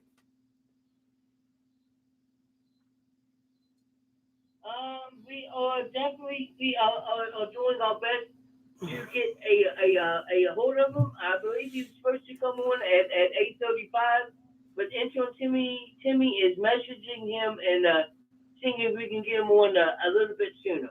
Okay, you know what? If he calls in at 8:35 like he's supposed to, which is the regularly scheduled time, we will let him come on because I know my guest today will not mind to get into some snippets of truth. So, ladies and gentlemen, allow me to do the honors as I introduce a man who is joining us on the Wrestle Talk podcast for the very first time. This dude, it was a friend of a friend. Like I said a little bit earlier, we're starting to become friends on our own. Okay, acquaintance, we're kind of in that weird stage, so don't expect to see us holding hands, at least not at the beginning, maybe at the end. You know, we'll see. We'll maybe have a kumbaya moment. This is a dude that's got a passion for a couple of things in his life. He loves God. He loves his family. He loves sports. And one of the sports that he loves so much is football. So much so that he started his own show. It's called Talking Dynasty. You can find it on SoundCloud. And during that time, what'd you say? He's a Raiders fan, right? Man, hell no, he ain't a Raiders fan. He's about. Hey, listen, he's as much a Raider fan as Mike Shanahan was of RG3. Oh. Yeah, that much. That's how much he loves the Raiders. No, dude, he started his own show, but throughout that time, Jonesy, he's remained a faithful, loyal servant to the world of professional wrestling. Ladies and gentlemen, we got a little bit of music to introduce this man, the one, the only, Adam Frecks.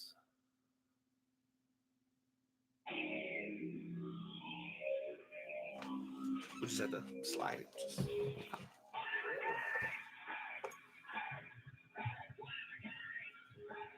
There he is. What's going on, folks? What up? Let's chug while the music plays. You can put that anywhere. What's going on, Jonesy?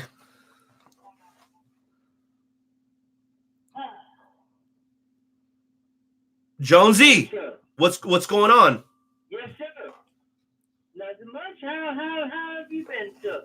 I'm doing well, man. Doing real well. That's good. That's definitely good to hear that you're doing well. So I guess the first question is what made you want to start the Talking Dynasty? Man, since I've been a kid, just listening to sports talk radio, that's been just the dream and the desire. Just like I've always wanted to be on the radio. And then one day I was like, you know what? The hell with it. I'm gonna just do it. Just started buying equipment, buying a bunch of stuff I didn't know I didn't need, and just started figuring it out as I go. And I mean, That that's shit ain't really cheap. it. No, it ain't. It's just kind of figuring it out, especially when you don't know what the hell you're doing. So, man, it's one of those things. If you got a desire enough to do it, there's nothing that's going to stop you to do it. You're going to figure it out. Amen. Right? There ain't nothing like buying things that you don't need. Yeah, no, tell me about it. That should be somebody's shoot and shout tonight, bro. I can't wait to get into that. Oh my goodness, buying things that you don't need. So not only are you a big football fan, but you're a big wrestling fan. So what made you become a wrestling fan? Oh, man, I've been a wrestling fan since the early 90s. I think the first thing that really gravitated me was Hulk Hogan versus Ultimate Warrior back in WrestleMania. Like that was, I was probably maybe 6 or 7, and those larger than life characters, man, and just kind of Warrior, just. What year were you born in? 86. 86. All right. Yep, that was definitely was one of the biggest matches that Hell I yeah. can Yeah, remember, because I mean usually you would see babyface versus heel, but for the first time, and I can remember, it was babyface versus babyface, and it was just it was awesome. It was title for title, and the Ultimate Warrior was like insanely popular. Hulk Hogan was insanely popular. It was awesome. You have seen that match, right, Renee? Well, absolutely. And it's funny because I'm sitting here nodding my head because that was actually one of the very first matches that I remember seeing. And I know anybody who's been listening to the Wrestle Talk podcast for any period of time knows that Ultimate Warrior was the first memory that I have of professional wrestling. The colors, the flair, the excitement, him running in the ring. It was always great. And as a kid, I didn't necessarily care that he didn't know how to do a Styles Clash. You know what I mean? Like what I knew is that he had a lot of passion, and I used to get excited doing the ropes and shit like that. I thought it was great, man. So yeah, absolutely. I've seen that match, and it's a classic match for that reason. A lot of people talk about Macho Man and Ricky. Right. That's my match. Right. No, that's absolutely that's my too. match. Yeah. Yeah. That's definitely the first one that had me gravitated towards professional wrestling, and I just the energy, it just popped off the screen. And that, as a professional wrestling fan, you can't ask him for more. Just the audience to be that invested. Either you was for Hogan or you was for Warrior, and there was there's no half stepping. And that really was the first match that I remember that that it was face versus face, where somebody strongly felt some certain way that I'm either all Hogan or all Warrior. Absolutely. Yeah, right. I mean, it was such a awesome match. I would guess that then my next question is from reading the bios that I have. You watched wrestling from the 90s all the way until 2001, and then you had a little bit of a falling out. Right. And you started watching it again back in 2012. What made you get back into watching? Nah, man, that's actually not a bad question. What That's it was, crazy. Man, I happened to go over to my cousin's house one day, and he was watching Ric Flair versus Sting. I don't remember what year it was, on the WWE Network, and I was like, you know what? Hold on, I'm gonna go home and I'm gonna order the WWE Network, and I just for only $9.99. But after that, I just started watching old stuff, and just one day I happened to be watching I was going to get on and kind of watch what I was watching before. And I noticed that SummerSlam was on. I was like, I haven't watched the recent product in years. Let me check it out. And it was the main event of SummerSlam, I believe, 2012, John Cena versus Brock Lesnar. And that's when Brock Lesnar just beat the hell out of Cena. Yeah, he did. And that's when I was like, all right, that's interesting. I ain't seen something like this in a while. And then I watched Raw the next night. And then I watched SmackDown, Friday? I think it was on Friday nights then. So it's just, and then it just kind of created this ball rolling to where I just been invested. Got back on the wagon. Yeah. And then it's kind of getting into the dirt sheets and just kind of having an interest in the business, just as much as like the product that's I got a bone to pick with you dirt sheet pieces. Dude, it's interesting. Yeah, no, it's interesting. Very interesting. You know what, Jonesy? Since we got Frecks here for about the next 30 to 40 minutes, let's go ahead and do both segment. Wait. This ain't that kind of show. This ain't that kind of show. My bad. I'm sorry. I know a lot of y'all out there like Sunny Kiss. I'm just saying, this ain't that kind of show. Okay, be mad at me if you want. I don't give a damn. No, we want to do this segment with you early on, and we typically do this with two separate guests. All right. So like first hour guest, we do one, and then right. But since you're the main guest today, just the one guest. We're going to do both with you. So, Jonesy, go ahead and tap Enter Timmy on the shoulder and let him know that fairly on in this interview, we're going to get into tonight's edition of the Shoot and Shout segment, where it gives you an opportunity to have a little bit of a therapeutic session. Anything that's on your chest, anything that's on your heart that's been pissing you off, you get to go off. It's fun. It's a great time. Right. So just think you're like sitting across from Dr. Phil or something. All right. What do you got, Jonesy? What do you want to add? I was going to say, do you want to bring in on Big Daddy P first, or do you want to do the Shoot and Shout segment? No. We definitely got to bring in Big Daddy P in after, because we're going to need prayers after this. Enter Timmy, cue up the music as we get into tonight's edition of the Shoot and Shout segment.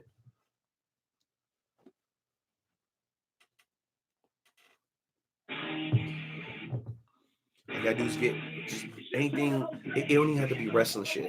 Oh, I got. You're mad about gas? No, I got or a bag of chips or some shit. No, I got something for you. I'm gonna go in on you right now. No. You and Mayo. Okay, I'm going in on both of you niggas. You can be mad. It's gonna be the Raw reunion. I thought it was garbage. No, I thought it was garbage, bro. All right, ladies and gentlemen, allow me to go first.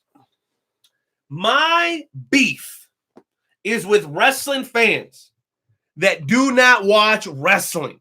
Jonesy, you remember the kayfabe news update you did a couple of weeks ago about the fan that declared that AEW was the greatest pro wrestling company ever based on what he read on social media? This dude had not seen one show in his life. Jonesy, you think you can pull that up on Messenger real quick? Let me know if you have it. This dude had not seen one show in his life, and he was already declaring that AEW was the greatest pro wrestling promotion of all time because of what the marks on Twitter were saying. People need to relax. Oh, calm down. ×5. God damn it. All I'm saying is, what are you talking about? People get so loud on social, bro. They got so much to say. But when you actually get them on a show like this, where you're like, yo, give me some real content, give me some real depth, give me some real story. You've been committed. You've been sitting there watching these terrible ass segments every Monday, Tuesday, and every gosh darn pay-per-view. But you got something to say because why? Because, oh yeah, I didn't watch the show, bro. I read the dirt sheets. You ain't caught up on the product. You ain't suffering like the rest of us. If you ain't putting in the time, if you ain't coming into the Uso penitentiary and actually having an opportunity to see some of the good stuff that they're doing, and all you want to do is knock it, not saying that's you, but that's a lot of the dirt sheet fans, bro. They read that shit, they talk trash, they say it's terrible, and they don't even watch the show. Bro, I'm the one that's been sitting through Alicia Fox matches the last 7 years. That's why I think she's a Hall of Famer. You know why? Because when the show was born, Alicia Fox was out there getting her wig pulled out and doing work. That's my passion, and that's my shoot and shout, Jonesy. So if you're a dirt sheet fan and you ain't actually watching the show, I don't even care about your opinion. Call somewhere else. Call the Talking Dynasty podcast and tell them what you think, because I ain't trying to hear that shit on the show. I'm sick of it. If you ain't watching the product like I am and you got an opinion, guess what? I don't care. It doesn't matter what you think, jabroni. I'm done. Jonesy, you're next. You better bring the heat with your shit. All right, we'll see what I got.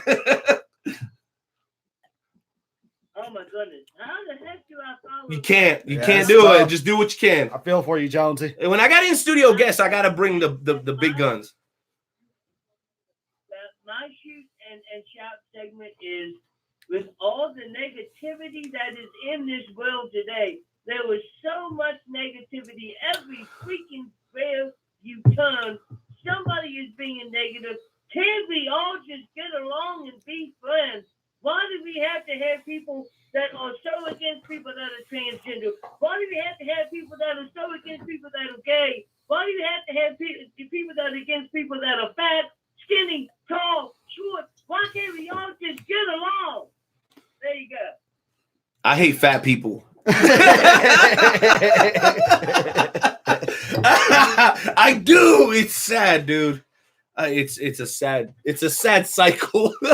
All right, Frecks. You see how we do the shoot shout, bro? What do you got, baby? Man, I'm gonna go with the Raw reunion, and it's not particularly the Raw reunion. It's when they bring these older guys back.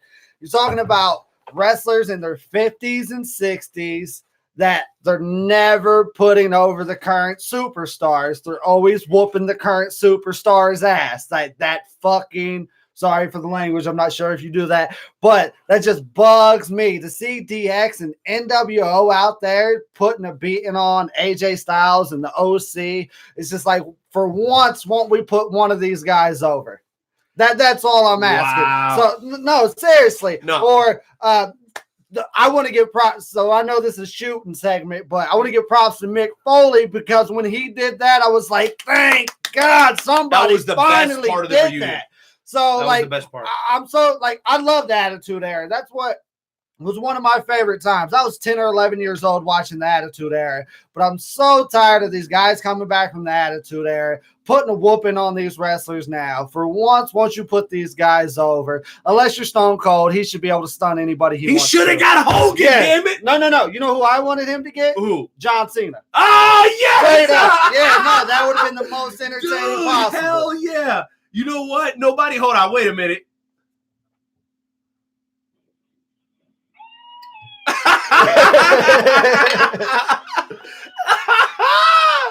Yeah, dude, Jonesy, I think that might trump everything. I think that might have trumped Hogan or KO and Vince McMahon. Yes. John Cena should have caught that stunner. What do you think, brother? John Cena, yeah. I could have seen that, but I'm still sticking with the boogeyman, damn it. This man is ride or die. What other questions you got for Adam real quick, brother, before we get into Snippets of Truth with Big Daddy P? Well, I didn't want to take up all the time, so that's really about it for right now. So we can have to bring in Big Daddy Yes. P, and then you can ask a couple questions, and I can ask a couple questions. See, that's why I love Joe, bro. He keeps me on track every time. There we go. All right, ladies and gentlemen, it is about that time to bring in Big Daddy P. He is the resident chaplain of the FWC. And here's the beauty of this, Frecks. No matter how many shenanigans we get into on the show, at the end of the day, we try to spread one message: unity and love under the discipleship of the Lord Jesus Christ. That's my personal belief. That's what Jonesy believes. We got different opinions on some other stuff, all right? But at the end of the day, it's about Jesus, man. And there's nobody that puts it better. Once you hear this guy, you're going to know what I'm talking about. Ladies and gentlemen, welcome back to the show. The host, the director, the orchestrator of the Snippets of Truth, Big Daddy P.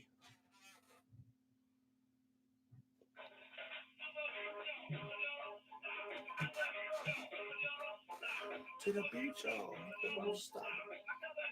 So, Big Daddy P's like a whole 70s OG musician. How they that shit back in the late 70s, early 80s. Let's go. So this is him. Oh, really? Yeah, this is the Run DMC era. Oh, okay, that's dope. That's Cool super. Yeah.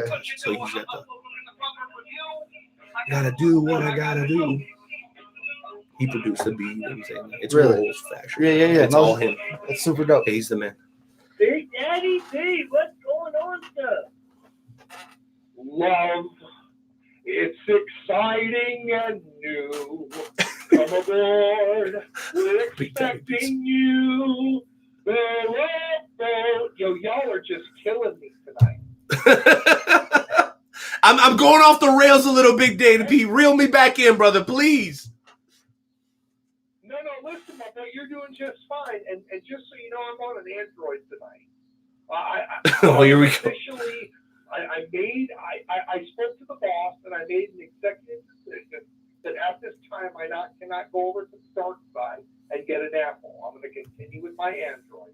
I love you guys. I want to thank you for having me on your show. For those of you that happen to miss the interview because of the poor audio, just go to YouTube and type in Wrestle Talk and podcast and Big Daddy P, and you'll hear the interview. It was 40 minutes of the most love-filled, power-packed snippet of truth that has been produced on this show to date, and it was a privilege and an honor to represent the one who brought us here to begin with.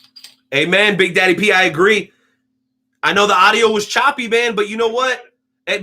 God put like a crazy amount of resilience in you, bro. He had the foresight to record the audio on his own stuff. Mm-hmm. So when our audio went bad last week, he captured it and he reposted it on YouTube. That's dope. That's the kind of dude Big Daddy P is, bro. Dope. And we love you, Big Daddy P. We love you too. Now listen, we got a prayer request. We do. That's him. Well, actually, you know what? Wait a minute. So we got Dylan, we got Joe's prayer request, Frecks. Yes. Right in the middle of this wild interview on the Wrestle Talk podcast, episode 256. Any prayer requests? For myself or anybody? Bro, hey, listen, whatever God tells you right now. You know how this works. Oh, just look over my family. That's the first thing that comes to me when I come to prayers. That's, you wake up, I pray for my family. He's got 4 kids, dang it. That's exactly. 4 kids. Wake up, pray for my family. Right before I go to sleep, or pray for my family. I mean, that's kind of a routine every single day. That's for our special guest, Adam Frecks, Big Daddy P. Can you pray for him as well, please? Well, why don't we go take care of business? Because as you know, today is the day of the Lord. It's a brand new day. And he's seen it fit for us to be here tonight to have this discussion. And there ain't no coincidences. There ain't no accidents. I don't care what y'all say. No collusion. No obstruction. Oh, wait, I'm sorry. Different podcast. Anyway, I love you guys. He don't play, dog. I'm telling you, he don't play. I couldn't resist. I'm sorry. I couldn't resist. Father God, thank you so much for your goodness and for your grace. Thank you so much that we can come before you tonight with these petitions. You know about loss, you know about win, you know about gain, and you know about sacrifice. And so I just thank you for this time. I thank you for the discernment that you gave me last week to record the interview, because there are people who missed it, and I know that your word never returns void. It always goes out in the manner in which you sent it. You know the hearts and minds of those that you brought here. You know their situation. I pray that you open every door that needs to be opened, close every door that needs to be closed. And if there's anybody right now, Father, who hasn't given you a hearing, let them put their faith and trust in you today, because it is you that wrote the words, I will never leave you and I will never forsake you. And I thank you so much, and I love you, and I ask these things in Christ's name. Amen. Amen and amen. And I'll tell you what, Big Daddy P, some of the people that reach out to us this week, my buddy Dylan down in Cape lost his mother. The cat's only 30 years old, so you know his mom's probably about 50, 51, something like that. And then your family, you know, I know being a father is a huge responsibility, and I can relate because I got 3 of my own plus the puppy, and you know that becomes family. Right. So I got 3.5 or whatever. And then Jonesy, what were your thoughts, man? I know you had some stuff going on your end that you want to make sure Big Daddy P, you know, put up in the bowl and mixed up a good recipe for the Lord. I did. A couple of weeks ago, my cousin, who is like a brother to me, had a psychological breakdown, and he ended up in a mental, being committed to the mental institution for a couple of weeks, and he's been diagnosed with schizophrenia. So, it's just bad. Big Daddy P, your thoughts? No problem. You know what we do, and you know why we do it. Well, guys, I appreciate that respect that we can bring to reality. You know what I'm saying? Right. Like, No, that's real. We're living our lives, and it's okay to pause for a second before a meal, before you go to bed, and give praise. You know what I mean? Because we're not the lords of our lives, bro. We're just here to do what we can to contribute, leave something for the next group, and let them carry the torch. You know what I'm saying? So, Big Daddy P, we love you so much. Again, guys, the interview is just type in Wrestle Talk Podcast, Big Daddy P in YouTube. You can listen to the whole 35-40-minute interview with Big Daddy P. You can still listen to it on our blog talk and on Wrestle Talk, but the audio, unless you got Beats or some pretty good headphones, it's pretty hard to hear. So Big Daddy P did us a favor, and he put it back on the internet so you guys could hear the whole thing. But we love you so much, Big Daddy P. Thank you. What's up? What's up? But hey, just so you know, what makes this video, and this is I didn't plan on this, but the video it's actually audio, but it also includes picture about different things that we talked about with different wrestlers and things like that. So you did a good job. It's more than just audio. It's got some wonderful rotating images that help kind of share the experience. So rest assured, it will be a blessing if the Lord leads you to go there to watch it. And so be it. Like it, share it, subscribe, notify. You know, and I appreciate you guys. I love you. And I never say goodbye. I always say until next time. You got it, Big Daddy P. That's the big bro of the Wrestle Talk Podcast, ladies and gentlemen. The chaplain, the man that opens up the scripture and brings those snippets of truth. Jonesy, say goodbye to Big Daddy P. Frecks, any final thoughts for Big Daddy P? Yo, absolute pleasure to meet you, Big Daddy P. Jonesy? Thanks, as always, Big Daddy P. It has been a pleasure, and I will talk to you next week. All right, ladies and gentlemen, Big Daddy P is gone. Well, we're going to get back into it. We're continuing to drink a couple of cold ones. We're going to make sure you continue to have a great time here on the Wrestle Talk Podcast. And I got to say this. I haven't had an opportunity to do this. I wanted to thank you for your contribution to the show, because not only did this man show up, he showed up rocking his very own customized. Go ahead and right to that camera right there. Right there. Yeah, that's his very own customized Wrestle Talk Podcast beer mug. And as you guys can see, it says Frecks across the bottom, man. Good value? No, absolutely. Absolutely. It's a great beer mug. Bro, if you know what? People use it for root beer floats. Right. All right. They also like to make margaritas in there, because, margarita glasses can never be big enough. Exactly. So the more space you get, the better. And let me tell you something, man. These things will last a lifetime, Jonesy. If you take care of it, unlike a T-shirt. Exactly. If you take care of it, it will literally last you a lifetime. No, my mother still got glasses at her house that she had back in '87 when I was a baby. And it's one of those deals too. You can get them customized on top of that. Get it to whatever you want on that. Exactly. If you're here local, I'll drop it off at your crib. Exactly. Boom! It ain't nothing. Jonesy, what are you thinking? The Wrestle Talk Podcast mugs are also good for when you want a friend to pour you a drink. No. I know what you're thinking. Let me tell you about this guy. Don't ever let Nightmare Jones pour you some Devil's Cut. The hell's Devil's Cut? You ever had that Jim Beam Devil's Cut? I have not. It's 120 proof. Whew. Jonesy is 87% Devil's Cut. Okay, 13% mixer. Like this dude is trying to kill people. So be careful. But yes, if you want to try to assassinate your friend via alcohol poisoning, that can be accomplished in the Wrestle Talk Podcast mug. Yeah. And if you're hanging out with Jonesy, obviously. Yeah. Jonesy, you lunatic. You didn't complain when you were drinking it. I did drink it all. It made karaoke that much more fun. Made you sound that much better too, huh? No. Hell no. I kept getting worse and worse, bro. I kept getting worse and worse. I guess I have to fit every freaking stereotype possible. I'm eating tacos right after we're done with this. All right. Right. And whatever you pour me, I drink it. So I'm obviously Mexican. I brought over Modelo. And you brought Modelo. Oh my goodness, dude. That's freaking awesome. That's freaking awesome. Well, you know what? I actually have something that I wanted to particularly ask you, dude. You as a fan have had the opportunity to experience wrestling in a couple of different ways. Right. One of them is on TV as you're growing up, right? Watching it, even now. But you've had an opportunity to go to shows. Right. Talk to us about that, because one of the things that we do here a lot on the show is we bring on independent talent from everywhere, bro. We've had, I don't want to go down the list because it's going to sound like we're bragging, but we had some dope ass people on the show, a lot of listeners and stuff like that. We're very blessed. But you've experienced show on a personal level. Like you've been to Raws and SmackDowns, but you've also been to indie shows.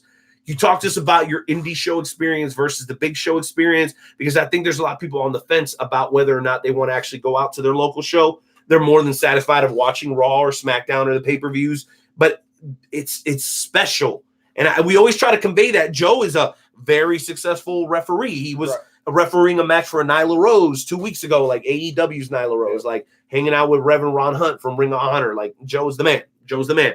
So for you, as a guy who's had a chance to experience wrestling on a couple of different levels, how do you compare and contrast, again, the big show at Sprint Center to the local show that you've seen here in your area? It's so much more personable. Like you can go up and you'll talk to these guys. These guys will come up and they will talk to you, like you, because they appreciate that. They're at the point now where they're also working their way up that, because everybody wants to be major leagues. But once you're in the major leagues, it's a little bit harder to get to, but it feels so much more personable when you're at these shows. The venues are quite a bit smaller too, so you're always going to have a better seat. You always got a good seat. Exactly. Always. When you're up at Sprint Center, you might be all the way in the back paying $75 a ticket, and it gives you just that personable feeling to where, like, you know, I can talk to this guy, or just it puts you on that personal level also to where it's like, okay, these guys are human beings, like, you know what I mean? So it kind of helps you invest a little bit more into the people themselves. And as you see these guys grow, it's kind of like, hey, you can pull up pictures like, oh man, I met this guy at Metro Pro Wrestling or any other local show. It's just a different experience that I think everybody should experience, especially if you're a professional wrestling fan. Well, I agree completely. And my fanhood, it really jumped up a couple of notches when I started going to local shows. Like I went to KCXW first, and like 2 weeks later, I went to Metro Pro, and that was it. Right. Like I met Rick. I told this story last week, but I met Rick Rose, who was one of the former co-hosts of the show. And he was like, hey, come on, join us. And that changed everything. Right. Like it took me from being a casual fan to a fan to somebody who actually was like a content creator, a contributor to the community. And I love it, bro. I love not only being able to absorb the product, but also like give something back to it, right? Because even here in our area, Jonesy's spoiled. Like he's got Maryland Championship Wrestling. He's got Ring of Honor not that far from him. You know what I'm saying? Like he lives in West Virginia, so he's kind of spoiled. He gets that content over. Right, dude. Yeah, I mean, any weekend. Jonesy, you were bragging about having to drive to a relatively big show here coming up pretty soon in October. Can you tell Mr. Frecks here exactly what you're going to be doing? You were bragging to everybody about in the first hour. In October. Yeah, well, didn't you say something about AEW in October? Yeah. Don't act coy now. Don't you start that right now. October 2nd is when AEW is going to be debuting on TNT, and the first show is going to be in DC, which is only like a subway ride away from me. So if I can get tickets, I would definitely go. But that would mean I'd have to miss the Wrestle Talk podcast. Man, you better go to that show. Yeah, you better go. Are you kidding me? This guy can come help me co-host, man, Absolutely. For a night. You missed that, man. Dog, you gotta kick go. yourself in the butt. And you know what's crazy, bro? Legit story. So we interviewed Jeannie Buss of the Lakers and some pretty dope. I listened to that one. Some pretty dope people, right? So like we get media passes for all this shit. So the G1, we got a link for media to watch it, even if we didn't have cable. Really? They hook us up, bro. It's crazy. I don't even know. It's the weirdest shit. Hey, Jonesy, we'll talk to AJ Awesome and see if he can hook us up, because we got to have Jonesy out there repping at AEW. I mean, come on, bro. No, for sure. The Wrestle Talk podcast got to be in the house. Right? No? Maybe? So you're saying you expect him to have a sign up in the stands saying WrestleTalkPodcast.com? Yeah, hell yeah. Hell yeah. What'd you say, Joe? Because they'll sell us hotcakes. So I'm going to do my best. Better get your little short ass out there. I ain't playing with you, man. Joe, I love you so much, dude. Well, listen, next thing that I wanted to ask you about, dude, is so you're doing this Chiefs podcast, right? Right. And you guys really, really go in depth. I would be remiss if I didn't ask you about this. Do you believe, and I've had this contention for a long time, people always like, I've always said WWE is not competing with AEW and Impact. They're not competing with Ring of Honor. Right. They're competing with like the NFL, the NBA, and shit like that. So do you believe that the UFC and the NFL have taken a page from WWE to a certain point as far as adding entertainment value to the product? Because I see it. Yo, and a lot of people are looking at me like, oh, I'm like, Jerry Jones is Vince McMahon. I mean, goddamn it. You know what I'm saying? Like, or Roger Goodell or whoever. Like, there's always a way to correlate it back. And you can see a lot of times, like, the football players are fans of wrestling. Like, they, like, all right, like basketball. I love basketball. Damian Lillard walks in with the Stone Cold belt and the mask on. You know what I'm saying? Like, you always see some Chris Jones, Stone Cold Jones. Exactly. Like, we all know that there's a correlation there, right? Do you see it? And what do you think, being a fan of both, like, professional sports, mainly football and basketball, but also wrestling? No, absolutely. I mean, the pyro when the game starts. They took that from Vince. They took that from professional wrestling. They did. Hell yeah. If you went to a game back in the early 90s, Ray Lewis, you never seen pyro at a football stadium. Now there's pyro at every single stadium as the players are entering the building, especially like when they enter the players individually. If you've been to a Chiefs game, the flames are just going up. And it's Who gets the loudest cheer? Who gets the loudest cheer right now? Right, Patrick Mahomes. Right? You mean the NFL MVP? Right? The greatest and best player in the NFL today. The guy threw 50 touchdowns. Right, in his sleep. Easy. Man, I hate the Chargers so much. We won't even talk about that. We're about to switch lanes real quick. Right man. I hate them so much. You know, people are picking them to no, that's what I'm talking about. That's why they don't deserve to be talked about. Phillip Rivers ain't clutch, bro. I'm sorry. He's just not. I know this is a wrestling podcast, but the Chargers always have a top 10 offense and the top 10 defense and usually still miss the playoffs. I heard one of the dudes on your show talk about us possibly signing Antonio Gates. Yeah, and you were like, yeah, he'd be great for first and goal on the 3. No, seriously, he's like 398 pounds. We don't need a tight end that big. Like, we're good. Somebody call Butterbean. Let's get him instead. He's going to run the same route and run just as fast. And look at this traitor right here. The same guy that said that Geno Smith was going to win the NFL MVP. The same guy that said that RG3 was going to be better than Cam Newton. Over here talking about the Chargers picking the AFC West. Mayo. This is the same dude. Wait Wait a minute. This is the same dude that said we was going to go from 31 to top 15 defense next year on your show, but he's saying that the Chargers are going to win the division and possibly go to the Super Bowl. So you must be Money Mayo. We must be talking about the Chargers having a top 5 offense and defense because we're going to be a top 3 offense with Patrick Mahomes. And for you to say we're going to be a top 12 defense coming from 31, like, man, come on. But the Chargers are winning the division. Yeah, I don't understand. It's according to this guy. I don't understand. We have top 10 defense and the best quarterback in the NFL. That's 2 + 2 makes 5. All right, it just don't make sense. Don't remind me, Bruce. We had you ain't put in on this, man. Shut up. You didn't put nothing in on this. Modelo time. Modelo time, fool. Well, anyway, let's kick it back to wrestling. Yes, so let's talk about AEW. Yeah. Okay. I am a fan of all professional wrestling, but I've got to admit I've got some things that I did not like, and I want to get your thoughts on it. Okay. The first thing that I noticed was the 6-man tag match, where you had Joey Janela and who else? Jimmy Havoc in there with what'd you say?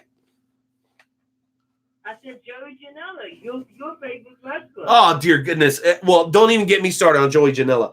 But you had those two guys in the same ring with the Perfect 10, Ty Dillinger, Sean Spears, Sammy Guevara, Allen, the dude that main evented with Cody Rhodes Yep. that the last pay-per-view. So you had nothing but amazing athletes Right. in the ring. So there were 6 guys. 2 of them, as far as I'm concerned, didn't fit in that match. Joey Janela and Jimmy Havoc. My question to you is, are they getting too overly creative with some of this booking? Like, are they making mistakes by putting in guys like Jimmy Havoc and Joey Janela in with 4 other guys, 2 on each team, that are farly superior athletically? Like, I would have much rather see a Jimmy Havoc, Joey Janela match against each other, because they're 2 crazy sons of bitches and they're very good at what they do. But when you put them in there with Sammy Guevara, like, they look shitty. Like, they look shitty. I'm sorry. I love Jimmy Havoc and everything that he's brought to the table. That match? No, I like the match. I just don't think those 2 guys fit that match. Okay. Like, though, okay. So who else was in that match? Right? My YouTube people helped me out. There was 4 guys. No, there were 6 guys in that match. Right? Yeah. It was Allen, MJG, Allen, Sean Spears, Jimmy Havoc, Joey Janela, and Sammy Guevara. So Joey Janela seemed like the one that stuck out like a sore thumb. Exactly. He like, looks like me, though. He's a fat shit. Well, I don't know. I thought he was all right. I think Janela's fine. I enjoyed that match. Yeah. Does he belong? No. Okay, so you take, like I said, my proposal. You take him and Jimmy Havoc out and you put them in their own match. And then you let these other 4 guys, Sean and Sammy and Allen and the other guy, I keep forgetting his name. MJG, right? He's the best one out of all of them. I'm an idiot. You put them in a tag match against, you know what I'm saying? And then, but why are they making the mistake of putting guys that don't belong in matches? Do you see it, or am I out of my mind? I like kind of see the Jimmy Havoc and Allen. They kind of have that gothy look. But Allen is so much superior athletically. I'm telling you, this dude looks like an old man in the ring with these guys. I agree, but for me, it's like when I first started watching the show, and you seen Janela was the last one out, right? For far as that team. Yeah. That's what stuck out to me as a sore thumb, is because you got kind of these darker guys, just kind of with Allen and Jimmy Havoc. Which I love their character. Right, exactly. Yeah. And they're good at what they – no, I'm sorry. So for me, that Havoc's good at what he does. Right. So that for me, that kind of made sense that, okay, they could be a team because they're like a little like on this kind of dark side type of they are on some dark shit, yeah. Yeah, that's what I'm saying. But then you throw Janela in, that's like the bad boy, kind of like I'm not sure where he's from, but it feels like a West Coast vibe. You know what I mean? Just so he's from Jersey. Yeah, well, he has a West Coast vibe. But yeah, he's a total Bret Hart ripoff. Yeah, no, absolutely, I agree. And like not even watered down. I'm talking about like pissed down. It made me think of Marty Jannetty. I swear to God. Wow. MJG. That might be better. Yeah. I'm talking about a rapper, MJG. I'll take MJG over MJF. Yeah. Money Mayo's right. Money. MJF. Yeah. But yeah, it was a bit out of place, but I understand having MJF. Okay, so you agree with that? Yeah, no, I'm not crazy. No, not at all. That's the only question. So I was like, all right. So the other thing was the buildup between Allie and Mrs. Rhodes, right? Brandy, right? The CEO or whatever she's going with these days. So no, you can put your arm there. Don't worry about that. My bad. So they had this like really incredible build. They had this very personal. You saw, dude, the build up to it. And by the way, the production team for AEW is like the best that I've ever seen. Some of the vignettes and stuff like that they put together, and the promo packages are like, I mean, they make Joey Janela look decent. You know what I'm saying? They keep it interesting. They let you know the characters. They're good. Yeah. All right. So they did that, right? And like you saw Brandy kind of, maybe crocodile tearing. Right. But like Awesome Kong comes out right as this match is supposed to happen. And then the bell rings and JR doesn't even know the bell rung. And like it was just so sloppy. Again, and I'll point back to the three-way match, right? With the other teams. Like there's certain things that they're doing that are clearly off rhythm. Right. Like they're mistiming it or misjudging him by a little bit, but people are so enamored with it that they refuse to acknowledge it. And all I ask Jonesy and Curtis Black and everybody else that's checking us out here tonight is let's acknowledge that they're not competing with the WWE, goddammit. That's what I was trying to say. That's what my overall point. Like what, Jonesy? What do you got? You missed the biggest thing, and that was where they had a women's tag team match, and one of the women literally tried to tag in her opponent. Yeah, she did. There you go. There you go. Right. That's what I'm talking about, bro. Like, I love what they're doing. I'm excited about it, but let's take the rose-colored glasses off and call it what it is. It is a brand new upstart company with all the potential in the world, but they've got a lot of shit to figure out. Their production value is fantastic because of the production team, not because of the guys writing the story. Some of this stuff just doesn't make sense to me. You know what I think it is? Like when you hear people that are enamored with it, Yeah. they might be so anti-WWE. They'll accept whatever. Yeah, they put so much stuff over. Like, I enjoy the show, but it's kind of like they refuse to see the mishaps that are happening within the show in itself. Yeah, absolutely. And the last thing that I wanted to bring to the table here, guys, was there are some positive things going on. Yeah. So Jungle Boy and Luchasaurus, right? They seem to be doing a lot of this three-way tag, weird stuff that they do.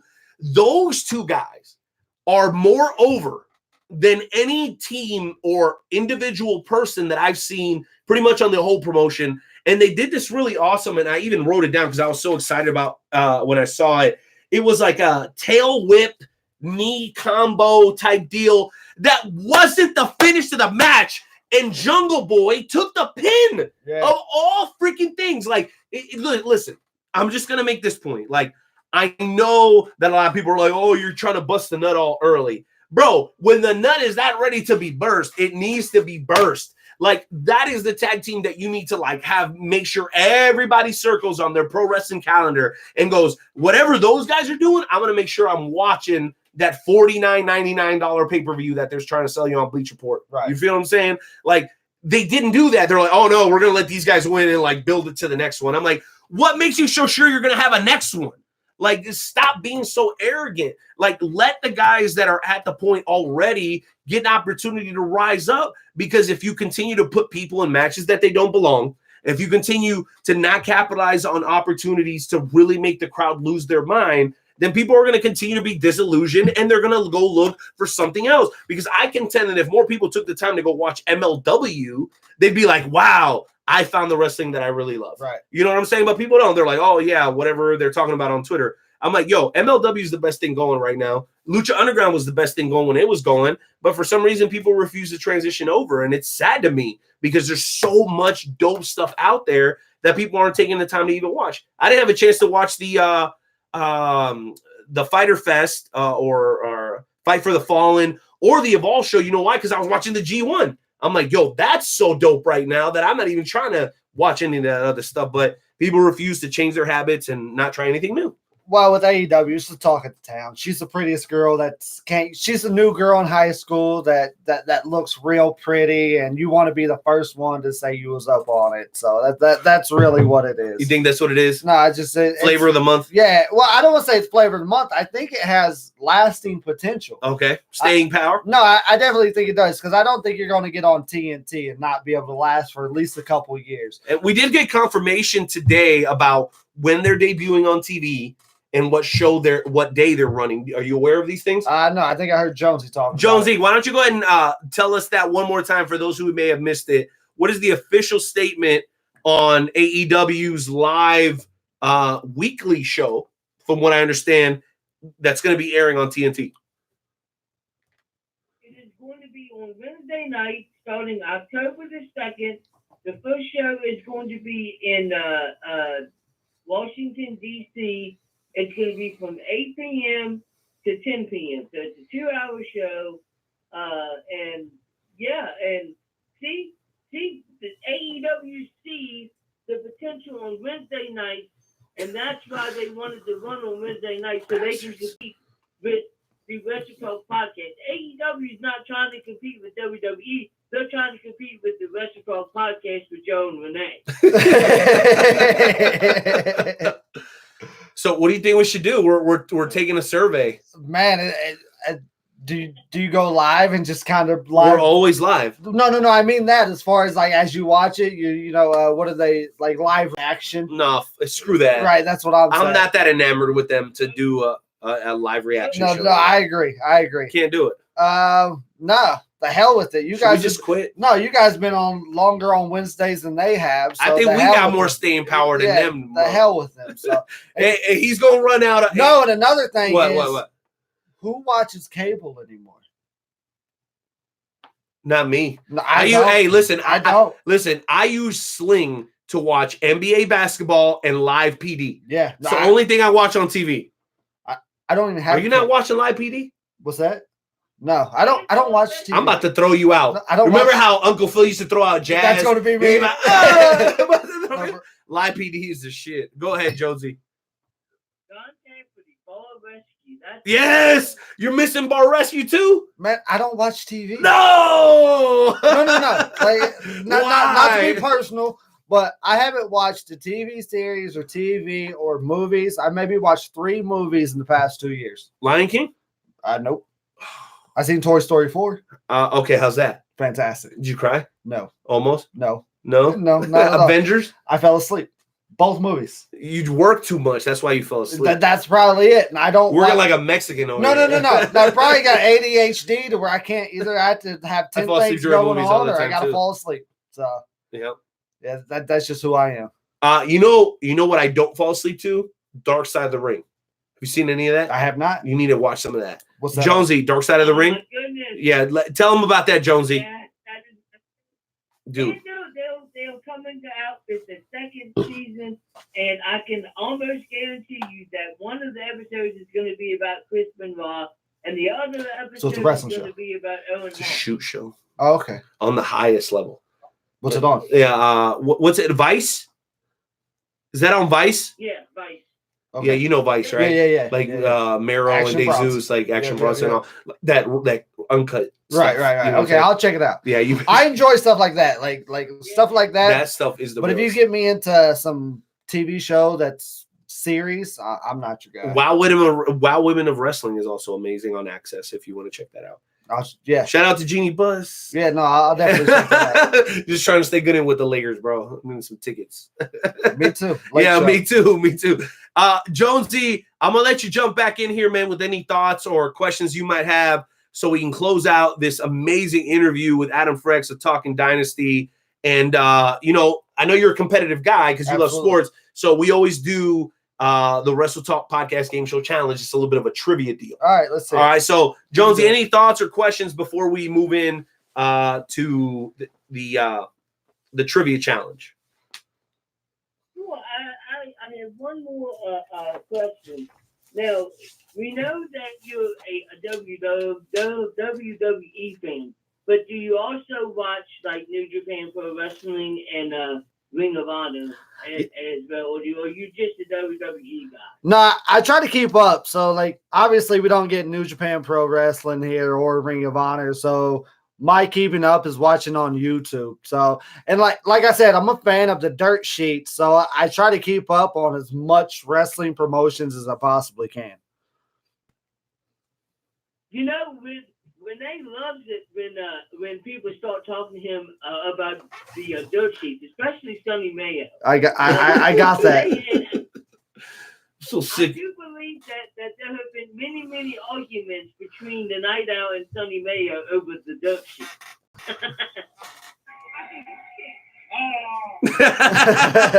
That's what Mama Time thinks about that. Well, listen, Josie, I'm going to jump in here real quick. Rapid fire. What local indie shows have you been to? I've been to Metro Pro. That's the only one I've been Metro, what'd you think? to. Fantastic. Fantastic. I wish it to come back. If you like Metro, check out Journey Pro Okay. or KCXW. All right. You'll love both of those. What's your favorite pro wrestling theme song? Theme? Hulk Hogan. Dun, dun, I'm a dun. real American. Yeah. I pissed my wife off with that during 4th of July. All day. Played it on repeat. My wife became an American citizen, and I played that song the whole day, all day long. Shout out to Mike Voorhees for winning the Journey Pro General Admission ticket last week. Are Heyman, Bischoff, and Vince doing better in the last 2 weeks since switching it up? Yes or no? Other than the Raw reunion, yes. Trish Stratus is going to be wrestling at SummerSlam. Dream opponent currently on the roster. Dude, that's a tough one. Damn. Sasha Banks. Sasha Banks, where's she been? I don't Jonesy, know. who should Trish Stratus face? I already know it's going to be Charlotte Flair. Woo! I'm going to go ahead and play devil's advocate here and say that it should be Alexa Bliss. Trish babyface, Alexa Bliss heel. That's my thoughts. All right, guys. Well, I got a couple of shout outs at the end of the show, but since you want to make faces about Alexa Bliss and not agree with me, you prick, I challenge you to tonight's edition of the Wrestle Talk Podcast Game Show Challenge. Frecks versus Night Owl. First time ever. Let's do this, Jonesy. Let's hear it. Before we do that, there is one thing that I wanted to ask the Night Owl. A couple days ago, I saw that you were on another podcast. There was a guy he had on a wrestling mask, and he looked like he was about half drunk, like he was doing this podcast. The guy with the guy with the mask or the guy without the mask?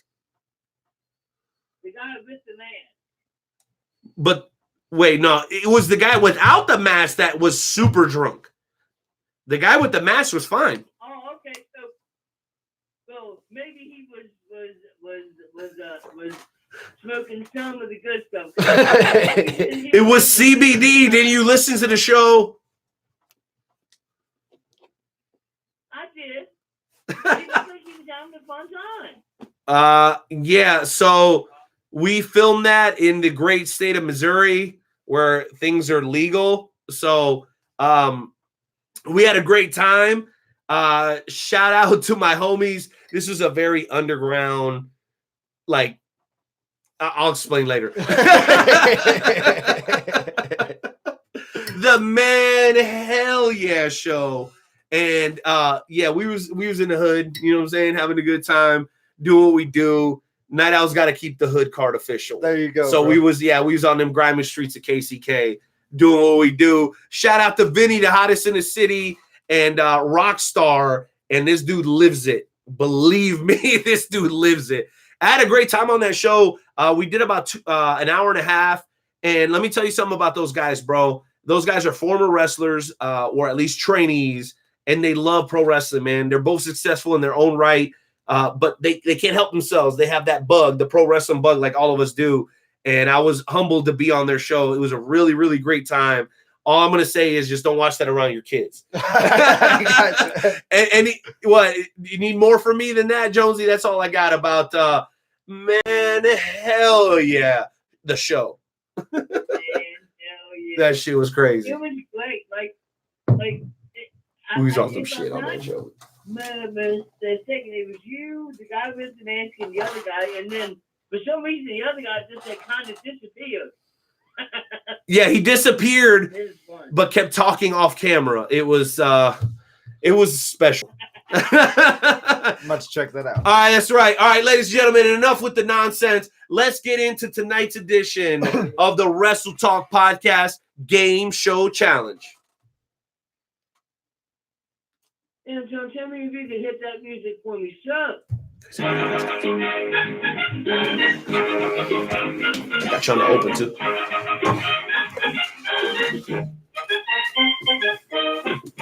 What you think about that 420? No, that was good, dude. I've never had that swoosh. Atlanta, Georgia. All right, ladies and gentlemen, welcome to this week's installment of the world famous Wrestle Talk Podcast Game Show Challenge. Tonight's contest is scheduled for the best 2 out of 3 falls. Our contestants are the Night Owl, Renee Martinez, and the one Adam Frecks. You're going down, brother. You're going down. Let's have it, brother. Quick question about a particular wrestling topic. Whenever you think you know the answer, just shout out your answer. The first person to win 2 balls will win tonight's game show challenge. Tonight's category is titled Oldest Competitors in WrestleMania History. I will give you background information on 3 wrestlers, 3 of the oldest wrestlers in WrestleMania history. When you think about talking about, just shout out your answer, and the first person to win 2 balls will win tonight's contest. So I'll give you a couple clues. You shout out your answers. First person to get the right point. First person to get 2 points. I think I know already. The game show challenge. It's pretty simple. Are you good with it? Yeah, no, Are you let's good with do it? it. Yeah, So yeah. he's gonna give us clues. Okay. As soon as you think you know, don't wait. Just shout out the answer. So it doesn't matter how far along in the clues he is. If you know within the first 2 seconds, shout it out. Right. And we're staying with the Raw reunion theme about legends and old school people. So it's something correlating to legends. I got you. I just don't want you looking at me like I'm a cheater. No. I'm not a Denver Bronco fan. I got you. I'm a cheater. I'm a fellow cheater. I'm not. No, bro. If I lose, I lose. If I win, I win. But let me tell you something. If I win, poor you. All right, no, let's go. Let's go, brother. Let's go. Let's go, Jonesy. He's at 3 wrestlers, right? No, well, it's 3 questions. Oh, okay. Question number 1. This wrestler competed at WrestleMania 27 at the age of 62. Ric Flair. In the 2000. Nope, not Ric Flair. Vince McMahon. 2007 WWE Hall. Nope. This 2007 Hall of Famer known for his major feuds with Jake Roberts, Terry Funk, and Andy Kaufman. Jerry Lawler. Jerry Lawler. Damn it, you got me. Jerry Lawler is correct. Yep. Adam got his first. Adam has the first point of the game. You lost to Michael Cole. Uh-oh. Shenanigans. Bullshit. Shenanigans. Jimmy Snuka. This. Who's drinking too much tonight? That's you, Mayo. Number 2. Question number 2. This wrestling personality is a former ECW and WWF champion. Rob Van Dam. He competed at his last WrestleMania. Nope. He competed at his last WrestleMania at the age of 65. Terry Funk. Terry Funk. Damn it. Nope. Mick Foley. At WrestleMania, no. He's competed against Shane McMahon, Shawn Michaels, and Bret Hart. He was recently been focused on restarting the XFL. Next. Vince McMahon? No, it was ECW champion. Is correct. He was ECW champion. I forgot about that. He was wearing his do-rag. McMahon is correct. I forgot about that. Let me tell you something right now. I just murdered you on Let me your own tell you. show, I know. Damn it. 2 points. Here comes the third question. I'm not getting swept. Right now, you don't I'm telling you right now. I'm just not All going right, to get swept. I'm not going going to with let it the sweep. happen. Give me the broom. Number 3. This late 1996 Hall of Famer is the oldest competitor at WrestleMania at the age of 66 by winning championships in the NWA, Ric Flair. ECW. No. Harley Race. He never held championships. No. He never held championships in the WWF. Known for his dive off of the steel Jimmy cage, Jimmy Snuka. he teamed the Jimmy Snuka is correct. Damn it! Damn That it! was a sweep. Oh, Clean shit. sweep. No. I know wrestling, too. I'm going to tell you something right now. This game is rigged. It's set up. I've been bamboozled, shenanigans, and I've been betrayed. Jonesy, you Where's and the Luke broom Roberts at? always setting me up. I'm sick and tired of the hate. I'm sick of it. Where's the broom at? We need a sweeping sound on this soundboard. Sweep us out. I think we got a little something we're gonna play for you. Intern Timmy. I'm telling you, every time somebody comes on, man, I'm sick and tired of getting screwed over. But that's it. I'm done. Play this man's victory music. Adam, here is your victory music, sir.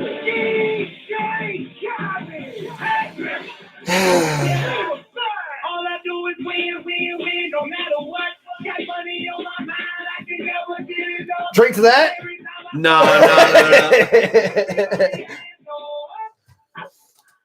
And they say that, and they say that, and they say that. It was win. Now, Renee, I noticed that your hands were not up. My hands were up eventually. Told y'all, it's Jimmy Snuka. Ladies and gentlemen, that brings us to the end of episode 256 of the Wrestle Talk podcast. AEW's trying to take us out of business, gosh darn it. Wednesday nights. Wednesday nights. I know it's a tough go, but you know what? I'm grateful, man. I'm grateful that as far as we've gone, we've continued to build these amazing relationships with people in the pro wrestling community. And you, sir, because of our acquaintance, now our friendship, you're going to be able to do something really, really special on August 10th. Why don't you go ahead and go ahead and tell the people what you got going on? It's a big thing for you, big things for Talking Dynasty, man. So go ahead and drop the knowledge. Huge thanks for Talking Dynasty. I also am hosting a event at esports August 10th. It's the very first Chiefs preseason game.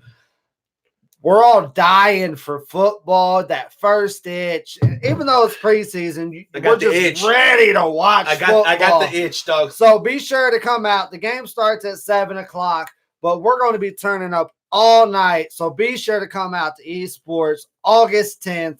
Don't miss it. It's going to be a great time. I'm also giving out merch. You might win a free hat.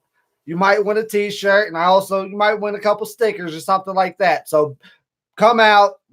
August 10th. You know we put a drink on that menu? Yeah. The RKO. Yep. Yeah, that was because of us. Yeah. Really? That's dope. Yeah. That's dope. Good shit, man. Yes, I appreciate it. Esports, August 10th, August 11th, the Wrestle Talk podcast SummerSlam watch party. I don't know if you knew this, but we broke our attendance record last time. Yeah. Legit. All right. It's 62 people paid to come in and watch pro wrestling when they could have watched it at their house, in their very own home, right, on their very own couch. They decided to come out. And it wasn't because we're doing anything better than what they could do at home. It was because of the environment, like being around other wrestling fans, having a great time, building new relationships. And we've always had a couple of like local stars come in and sign autographs, absolutely free, give away merch and stuff like that. Which, by the way, I'm still trying to give away this Journey Pro trucker hat, ladies and gentlemen. We had somebody win the tickets to the Journey Pro show last week.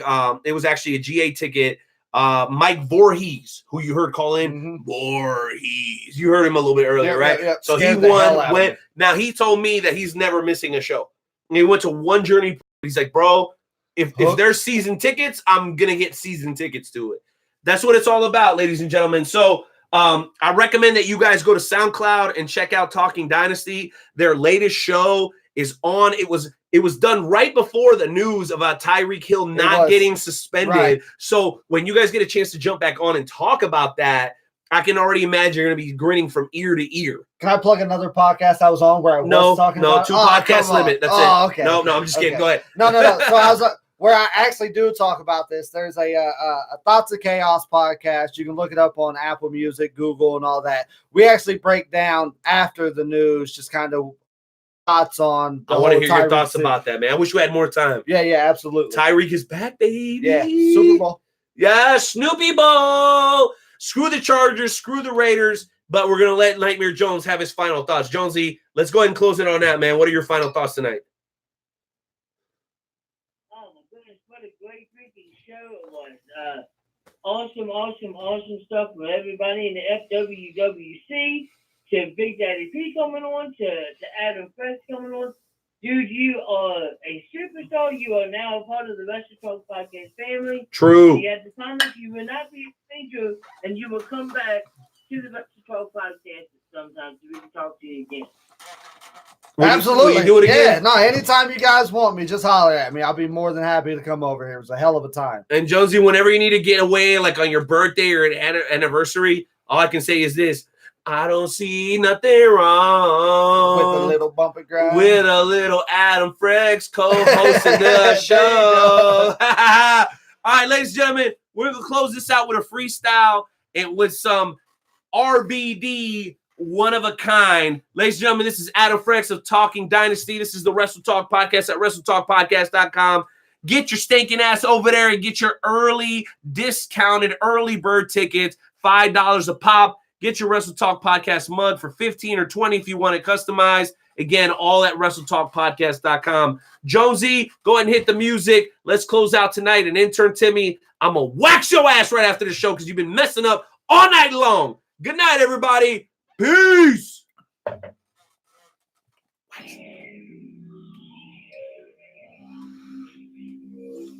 Check that out. What's that? Go, yeah. That's dope, bro.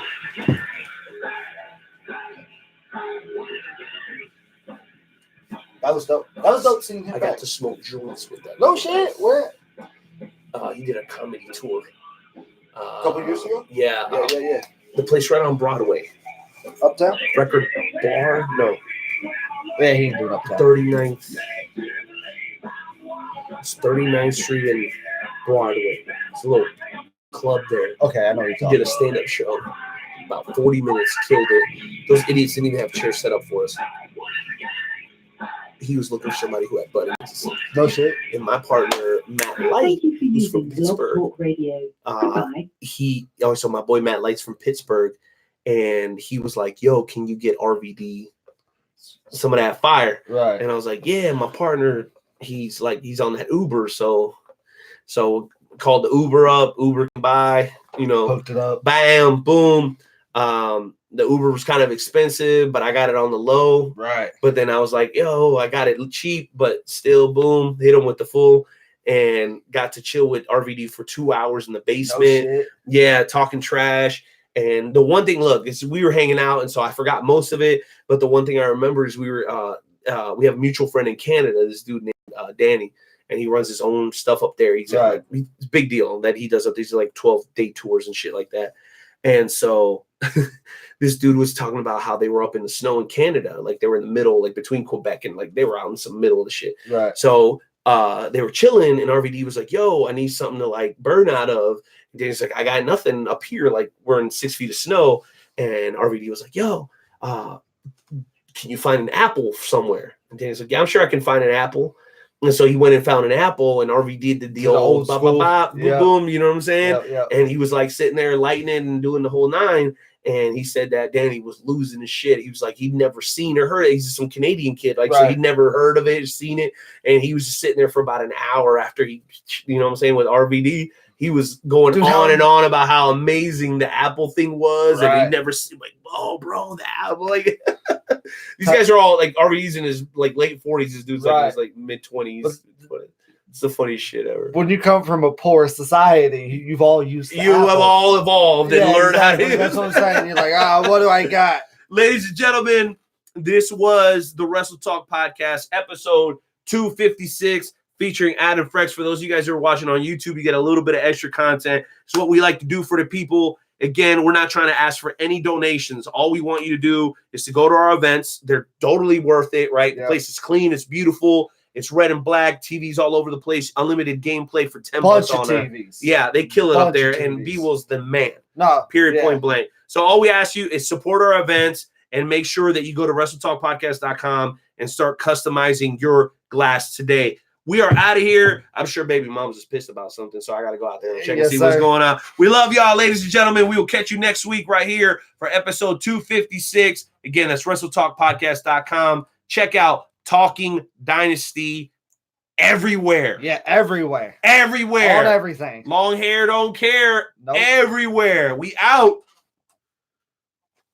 Say, boy.